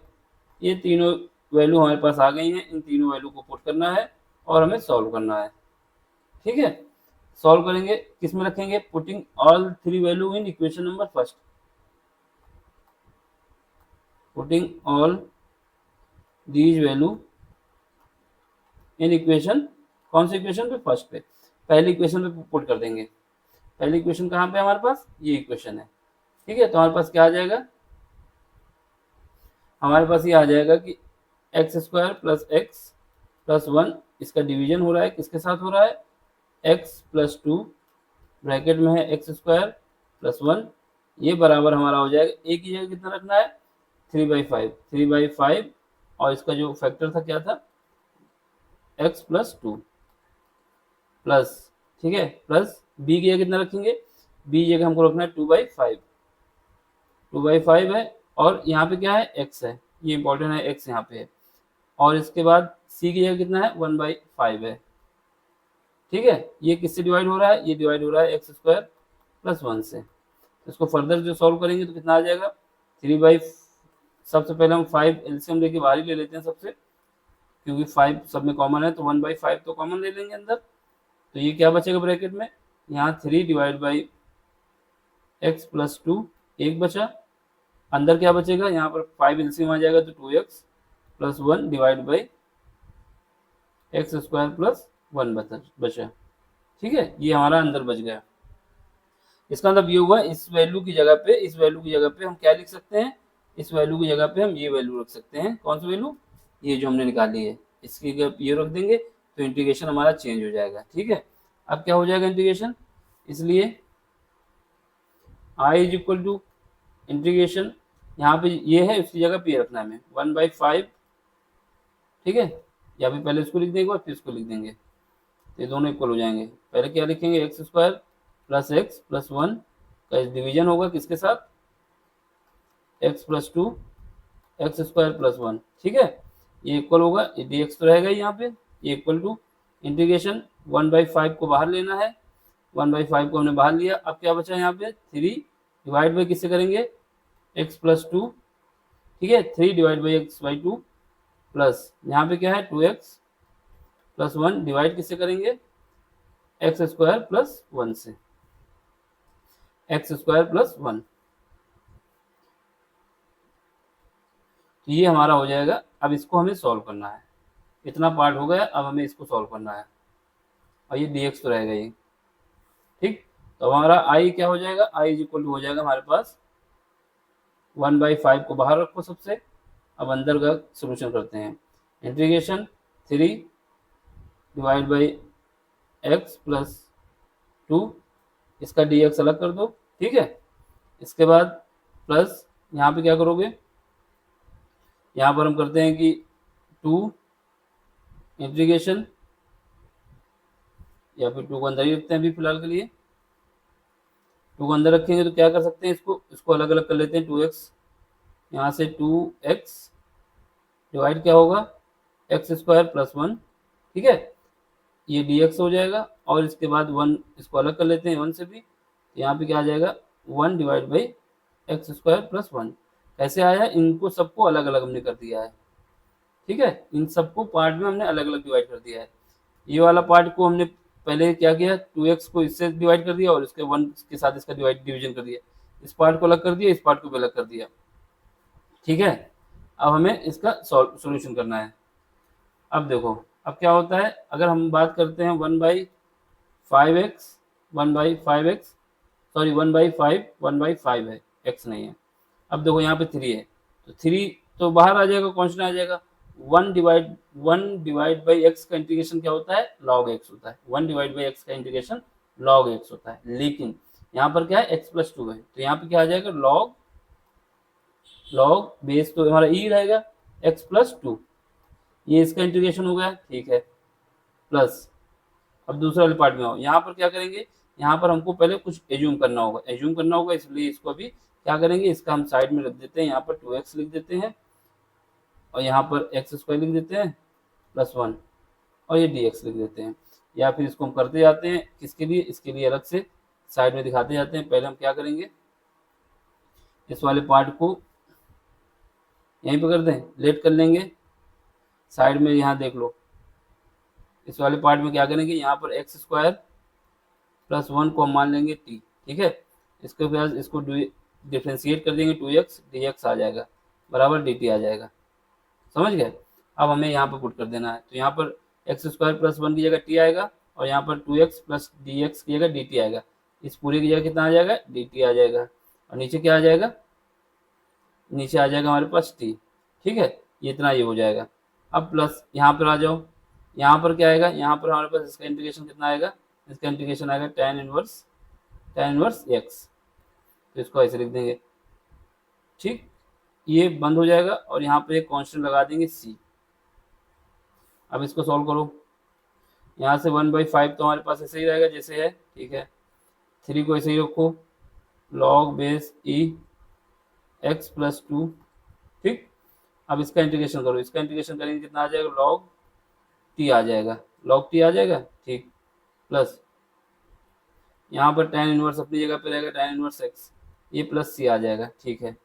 अब हम क्या है, 1/5 अपनी जगह पे है भी, यहाँ से 3 log base e x plus 2, ठीक।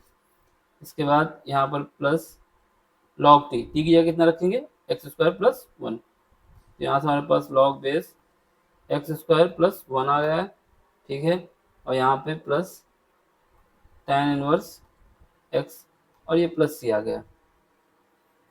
अब इसका हमारा जो आंसर आ गया i इक्वल टू आ गया, अगर log को एक साथ लेना चाहते हैं तो log को एक साथ ले लो, लेकिन इसको क्यूब करना पड़ेगा, तो हम क्या कर सकते हैं, 1/5 को बाहर रखते हैं अभी के लिए, यहाँ पर log बेस e, इसका जो है 3 पावर चला जाएगा, कैसे चला जाएगा, x प्लस 2 का होल क्यूब, क्यों गया, क्योंकि हमारे पास एक log की प्रॉपर्टी होती है, log की प्रॉपर्टी ये कहती है कि हमारे पास m log n है, तो ये हम लिख सकते हैं log n की पावर m, इस वाली प्रॉपर्टी का यूज करके हमने इसकी पावर चढ़ा दिया 3।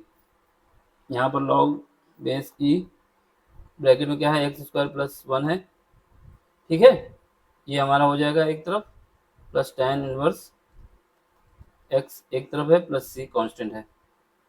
चलो अब इसके बाद क्या है, इसको जब सॉल्व करना है 1/5, तो हमारे पास log की एक प्रॉपर्टी और होती है, log की प्रॉपर्टी ये कहती है कि log m plus log n, ये मिल जाता है log m इंटू n, इसका यूज करेंगे तो कितना आ जाएगा, यहाँ पर हमारे पास log बेस e यहाँ पर आ जाएगा x प्लस 1 का क्यूब इंटू, ये सब सेमी ब्रैकेट के अंदर रहेगा, अगर ऐसे लिखना है तो x प्लस 1 का क्यूब और इसके सॉरी x प्लस 2 का क्यूब, x प्लस 2 है ना, यहाँ पर x प्लस 2 का क्यूब, ये 2 है, लिख दें सही से,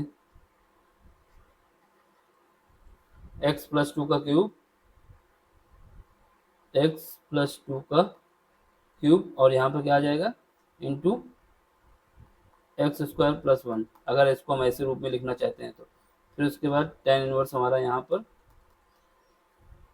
ये रहेगा प्लस c, यही हमारा आंसर है, यही हमको निकालना था। समझ में आए तो लाइक करें, शेयर करें और सब्सक्राइब भी करें और अपना सपोर्ट हमारे पास पहुँचाएँ, ठीक है।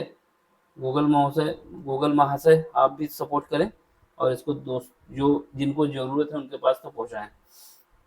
ये मल्टीप्लाई है, डिवाइड नहीं है, ठीक है। अब हमें क्या करना है, अगला क्वेश्चन देख लेना है, इसमें हो जाएगा, यहाँ तक देख लेते हैं क्या है।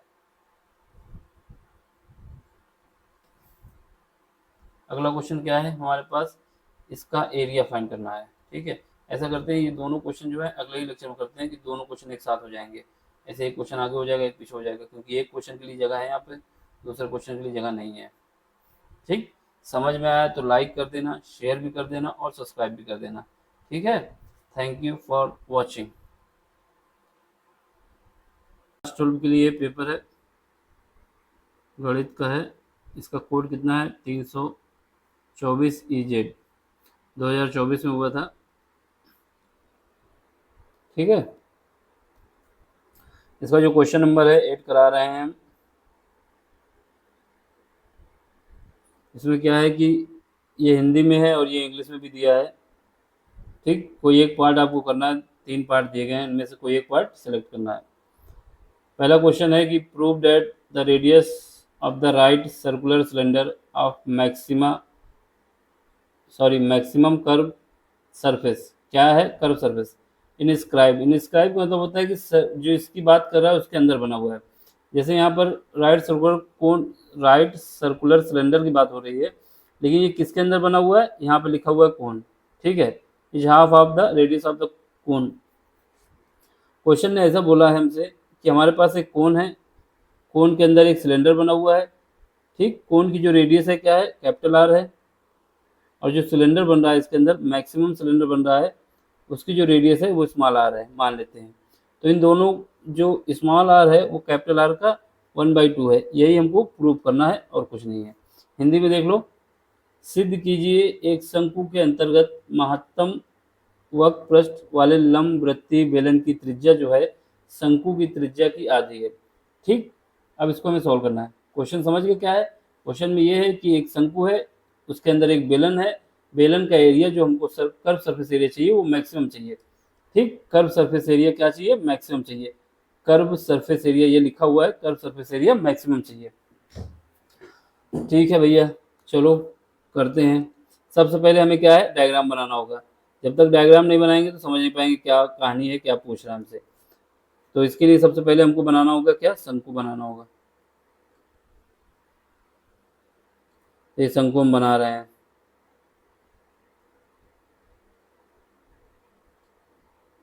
शंकु बोल रहे हैं तो कोन बना रहे हैं। ठीक है, ये कोन बन गई। अब कोन के अंदर की बात क्या है, कोन के अंदर जो है एक क्या है, कोन के अंदर हमारा सिलेंडर है, बेलन है, और बेलन का जो कर्व सरफेस एरिया है वो मैक्सिमम है। ठीक है,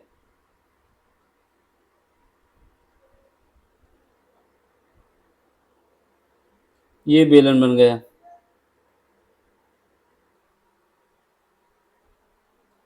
ऐसे कुछ बेलन बन गया।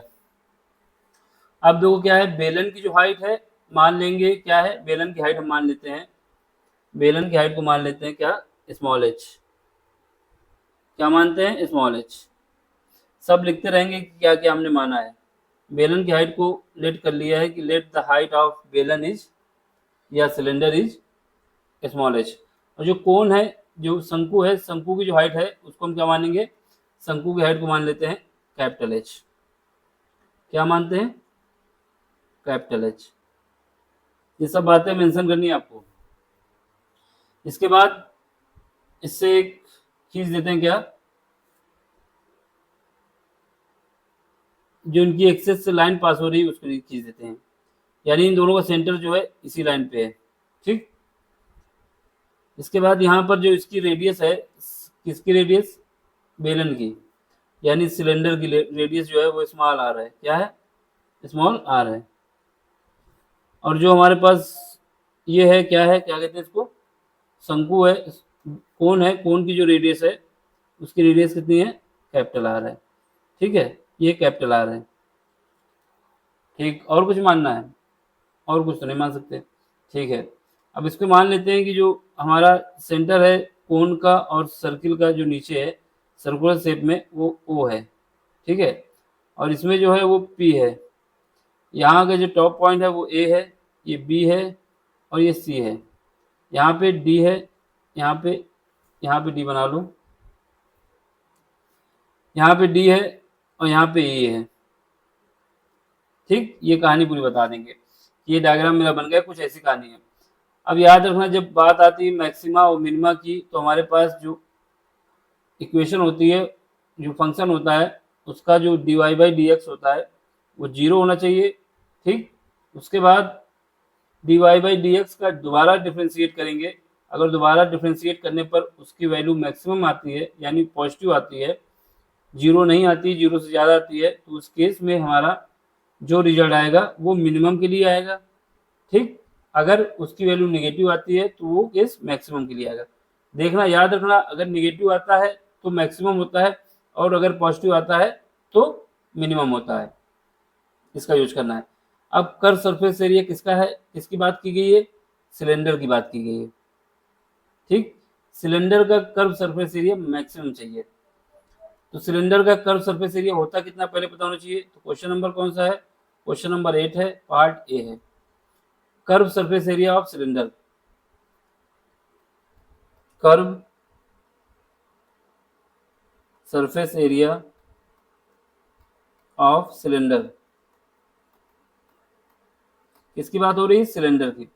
सिलेंडर का कर्व सरफेस एरिया कितना होता है, 2 पाई, याद रखना स्मॉल आर एच, क्योंकि यहाँ पर जो सिलेंडर की रेडियस मानी गई है वो स्मॉल आर है और जो हाइट मानी गई है वो स्मॉल एच मानी गई है। ठीक है, अब यहाँ पर इसको हम एच से लिख देते हैं। ठीक है, ये इक्वेशन नंबर 1 हो गई। अब इस इक्वेशन में देखेंगे तो यहाँ पर एच भी वेरी करेगा, आर भी वेरी करेगा। ठीक है, इसका मतलब एच और आर में कोई रिलेशन निकाल ली जाए जिससे क्या हो कि इसमें एक पुट कर दिया जाए जिससे एक वेरिएबल बचे, फिर हमको डिफ्रेंशिएट करने में आसान रहे। अब हमको क्या करना है, देखना है डायग्राम। देखो डायग्राम में क्या देखना है ये याद रखना, डायग्राम में जो हम दिखाने जा रहे हैं आपको ये इम्पोर्टेंट है, इसी पे खेल है पूरा। जो हाईलाइट करेंगे उसको देखना। यहाँ पर एक ये ट्रायंगल बनेगा बड़ा वाला, ठीक, एक ये ट्रायंगल हमारा बन रहा है जो हमने यहाँ बना दिया, ये हमारा एक ट्रायंगल बनेगा। ठीक, दूसरा ट्रायंगल देख लो कौन सा है, दूसरा ट्रायंगल जो बनेगा वो कहाँ बनेगा, ये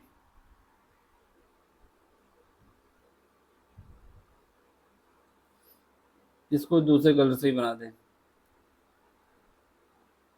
जो दूसरा ट्रायंगल बनेगा हमारा ब्लैक से बना दे रहे हैं, यहाँ पे देख लो ये एक जो हमने ग्रीन बना दिया ये, और एक ये जो ब्लैक बना रहे हैं ये ट्रायंगल।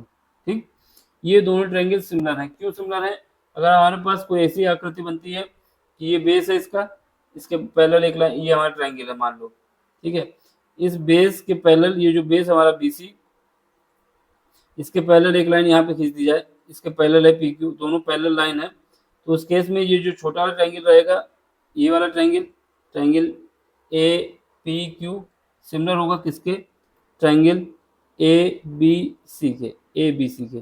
ठीक, तो वही कहानी यहाँ पर भी लगेगी सिमिलरिटी के लिए। ठीक है, ये हमने रफ कर दिया आपके लिए मत समझाने के लिए। तो ये वाला कॉन्सेप्ट लगने वाला है यहाँ पर, तो ये कॉन्सेप्ट लगाएंगे। ठीक है, अब देखो हमारे पास क्या है, जो ट्रायंगल है कौन सा ट्रायंगल है, इन ट्रायंगल AO, जो ग्रीन वाला हमने बनाया AOD, क्या है AOD, सिमिलर है, किसके सिमिलर है, सिमिलरिटी का निशान है ये। ट्रायंगल कौन सा ट्रायंगल, ट्रायंगल हमारे पास APC, ये दोनों ट्रायंगल सिमिलर हैं। ठीक है, दोनों ही ट्रायंगल सिमिलर हैं। ठीक है, दोनों ही ट्रायंगल क्या है मेरे, सिमिलर हैं। बस सिमिलरिटी की हम कंडीशन लगा देंगे। सिमिलरिटी के केस में क्या होता है, जो इनकी साइड का रेशियो होता है, जो साइड का प्रोपोर्शन होता है, ये हमारा बराबर होता है। यानी हमारे जो बड़ा ट्रायंगल है इसकी साइड क्या है AC, और जो छोटा ट्रायंगल है इसकी साइड क्या है AP, ये बराबर किसको होगा, हमारे पास जो इसका बेस है, बेस क्या है बड़े ट्रायंगल का OD, डिवाइड किससे करेंगे, जो PC है, छोटे ट्रायंगल की जो साइड PC, ये PC और ये OD। ठीक है, इसके बाद ये बराबर किसको हो सकता है, बड़े ट्रायंगल का AD और छोटे ट्रायंगल का AC। यहाँ पर याद रखना ये O है भाई, ये हम AO है। ठीक है, AO डिवाइड बाई AP, ये वाली साइड की पहले बात की गई थी, फिर उसके बाद AO डिवाइड बाई AP। ठीक है, अब हमारे पास देखो क्या क्या गिवन है, हमारे पास गिवन क्या है, AO कितना है, कैपिटल H है, AO बराबर कैपिटल H। AP कितना है ये हमको नहीं पता यहाँ पर, तो इसको हम कैसे निकालेंगे, देखो यहाँ पर हम क्या करेंगे, AP निकाल रहे हैं, ये हमारा AP है, ये डिस्टेंस, ये जो डिस्टेंस है ये AP है। अब देखो यहाँ पर कैपिटल H और ये स्मॉल h, अगर स्मॉल h को घटा दिया जाए कैपिटल H में तो यही तुम्हारा AP बचेगा। ये क्या आ जाएगा, capital H minus small h। अब इसके बाद बात आता है OD। OD क्या है, OD हमारा कैपिटल R है। इसके बाद PC, PC क्या है, स्मॉल r है।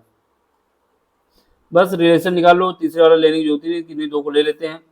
यहाँ से हमारे पास क्या आ जाएगा, क्रॉस मल्टीप्लिकेशन करने के बाद small r capital H is equal to, इसका r को मल्टीप्लाई कर देंगे अंदर, r capital H minus small h capital R। ठीक है, अब यहाँ से क्या करेंगे, इस वाले पार्ट को राइट साइड भेज देंगे, लेफ्ट साइड सॉरी, इसको ले आएंगे यहाँ पर, यहाँ से h कॉमन ले लेंगे, क्या आ जाएगा, capital R minus small r। ठीक है, यहाँ से r क्या आ जाएगा, सॉरी h क्या आ जाएगा, h हमारा आ जाएगा capital H divide by capital R, और ब्रैकेट में क्या है, capital R minus small r। ये इक्वेशन एक बन गई, और क्या हो गई, इसका नाम दे दोगे 2। ठीक है, ऊपर क्या है, ऊपर हो चुका है। अब इक्वेशन एक से, सॉरी इक्वेशन फर्स्ट पे जो स्मॉल h की वैल्यू निकाली उसको रख देंगे in equation first, in equation first small h की जगह क्या रखेंगे, capital R divide by R minus small r रख देते हैं। चलो यहाँ से s इज इक्वल टू क्या आ जाएगा, 2 पाई r तो ही है, अब हमको क्या रखना है, कैपिटल h की जगह, स्मॉल h की जगह क्या रखना है, capital H divide by R, bracket में R माइनस स्मॉल r, ये हमने रख दिया। ठीक है, ये हमने इसमें पुट कर दिया। अब हमको इसको सॉल्व करना है, चलो सॉल्व करो। यहाँ से 2 पाई ब्रैकेट में जाओगे, कैपिटल H को बाहर रख लो, स्मॉल r को, कैपिटल R को भी बाहर रख लो, ऐसे मल्टीप्लाई कर दो स्मॉल r का, तो यहाँ पर capital R into small r minus R square, ये हमारा ऐसा आ गया। ये इक्वेशन नंबर 3 आ गई। फॉर मैक्सिमम एंड मिनिमम, क्योंकि लिखा हुआ है for maxima and minima, for maxima and minima, minima, इसके लिए क्या होगा, ds by d r is equal to हमारा 0 होना चाहिए।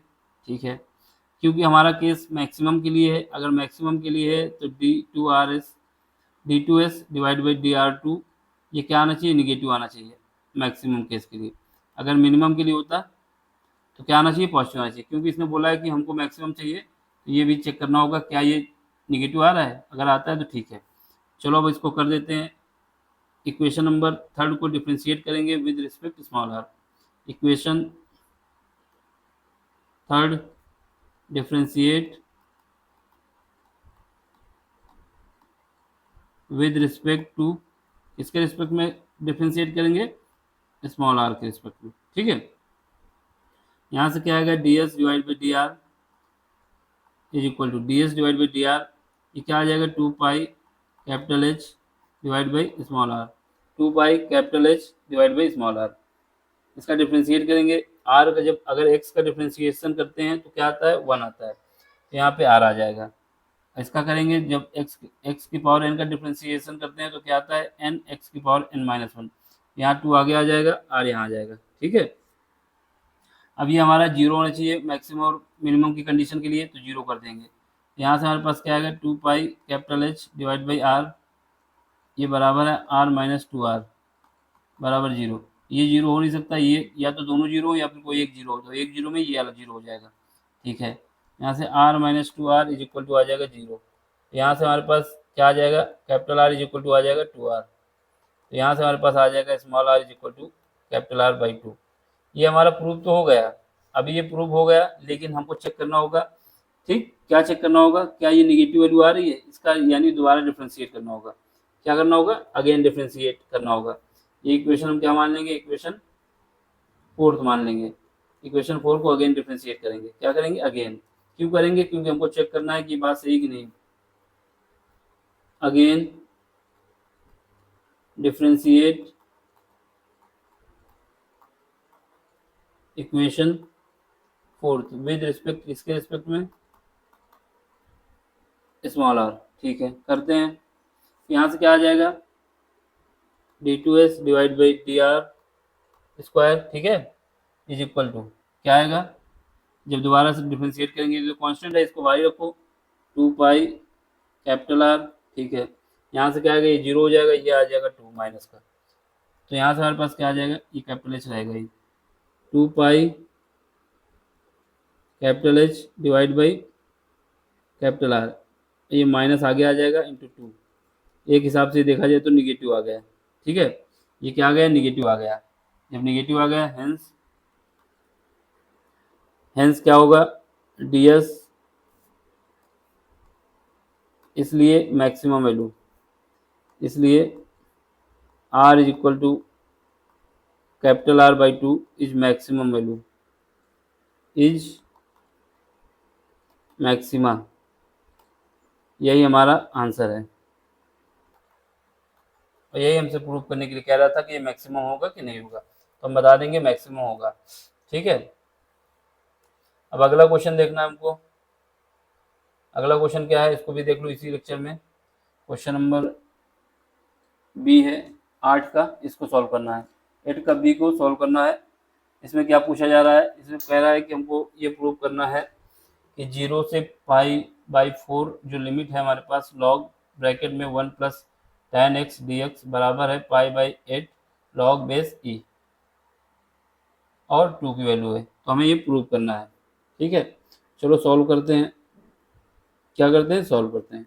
हिंदी में कुछ ऐसा है नहीं, सीधे लिखा है, वहाँ पर प्रूफ लिखा है। क्वेश्चन या इसमें एक कोई करना होता है हमको, लेकिन हम करा रहे हैं सारे। क्यों करा रहे हैं, क्योंकि यहाँ पर तो प्रैक्टिस करवा रहे हैं ना। चलो फिर करते हैं क्वेश्चन नंबर, अगला क्वेश्चन है कौन सा है, क्वेश्चन नंबर 8 का सेकंड पार्ट बी है। क्या गिवन है, गिवन जो है इसको लिखो। गिवन हमको ये है कि हमारे पास इंटीग्रेशन दिया हुआ है i इज इक्वल टू 0 से π/4, क्या है 0 से π/4 है, और क्या है लॉग बेस ई, लॉग बेस ई ब्रैकेट में जाएंगे 1 प्लस tan x आएगा, 1 प्लस tan x आएगा, और ये dx के बराबर है। इसको हमें प्रूव करना है कि ये π/8 है, याद रखना, लॉग बेस ई, लॉग बेस ई। ठीक है, लॉग बेस ई, जस्ट मिनट, लॉग बेस ई। ठीक, और ये कितना है, ये हमारे पास 2 है। ये हमको सॉल्व करना है, ये वाला क्वेश्चन हमको सॉल्व करना है। ठीक है, इसको हम सॉल्व करते हैं। तो क्या करेंगे, सबसे पहले इसका LHS ले लेते हैं, यानी LHS इज इक्वल टू जो हम i मान लिए हैं, क्या ले लिए, 0 से π/4 लॉग बेस ई ब्रैकेट में क्या है 1 प्लस tan x और dx है। ठीक है, अब हमारे पास एक प्रॉपर्टी होती है लॉग की, सॉरी इंटीग्रेशन की। क्या प्रॉपर्टी कहती है, प्रॉपर्टी ये कहती है अगर हमारे पास एक फंक्शन है a से b जा रहा है, लिमिट उसकी, और वो f(x) है, ये dx है, तो इसको हम क्या लिख सकते हैं, इसको हम लिख सकते हैं इंटीग्रेशन a से b f, जहाँ पर x है, जहाँ पर x है उसमें lower limit plus upper limit में घटा दिया जाए, यानी lower limit plus upper limit minus x, ये हमारा क्या होगा, dx। यानी ये दोनों वैल्यू बराबर आएंगी, चाहे इसको ऐसे सॉल्व करें चाहे ऐसे सॉल्व करें, कोई डिफरेंस नहीं आएगा। इसी प्रॉपर्टी का हम यूज करने जा रहे हैं, इसी प्रॉपर्टी का यूज करने यहाँ पर जा रहे हैं। ठीक है, करते हैं फिर यूज। क्या करेंगे, i इज इक्वल टू 0 से π/4, 0 से π/4। ठीक है, लॉग बेस ई, लॉग बेस ई, अब ब्रैकेट में जाएंगे, जहाँ पर x है वहाँ पर एक काम होगा, 1 प्लस एक्स की जगह tan, यहाँ पर x क्या है, तो इसमें क्या है, देखो लोअर लिमिट तो यहाँ पर 0 है, तो क्या कर देंगे, π/4 में क्या घटा देंगे, x को घटा देंगे, और ये हमारा क्या हो जाएगा, ये dx हो जाएगा। क्या हो जाएगा, dx। ठीक है, अब इसको आगे करते हैं। आगे करने से पहले एक फार्मूला और याद होना चाहिए। फार्मूला ये कहता है कि हमारे पास अगर tan a माइनस बी दिया है, याद रखना tan a माइनस बी दिया है, तो इसको हम क्या लिख सकते हैं, इसको tan a माइनस tan भी लिख सकते हैं, और डिवाइड मिलाएंगे तो 1 प्लस tan a और tan भी लिख सकते हैं। अब इस वाले फार्मूले का यूज करने जा रहे हैं।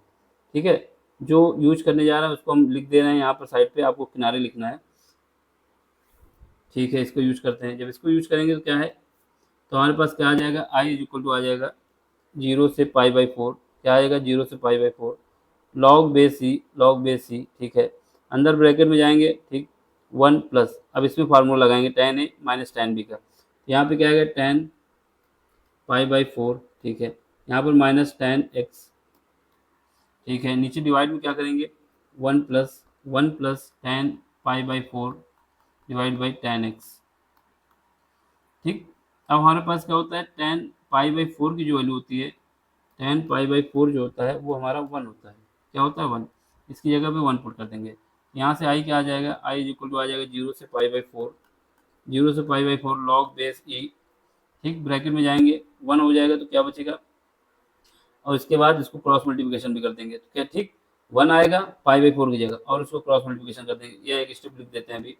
यहाँ पर क्या आ जाएगा, 1 आ जाएगा, ठीक, tan पाई की जगह 1 हो जाएगा, माइनस tan x ऐसे ही रहेगा, नीचे आएगा तो यहाँ पर 1 आ जाएगा, यहाँ पर tan प्लस x रहेगा, ठीक है। आगे बढ़ो, इसको ये कंडीशन लिख देंगे कि ये हमने लिखा है यहाँ पर।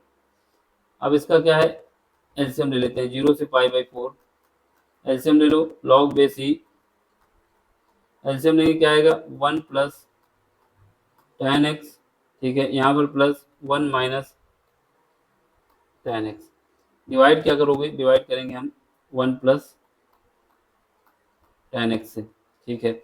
अब यहाँ पे देखो, यहाँ पे क्या है, ये tan x प्लस है, ये निगेटिव कट गया आपस में, ऊपर क्या बचा, ऊपर हमारा बचा 0 से π/4, ये तो ऐसे ही रहेगा 0 से π/4 log बेस ई, यहाँ पे ऊपर बचा हमारा 2, डिवाइड करेंगे 1 प्लस tan x से, ठीक है।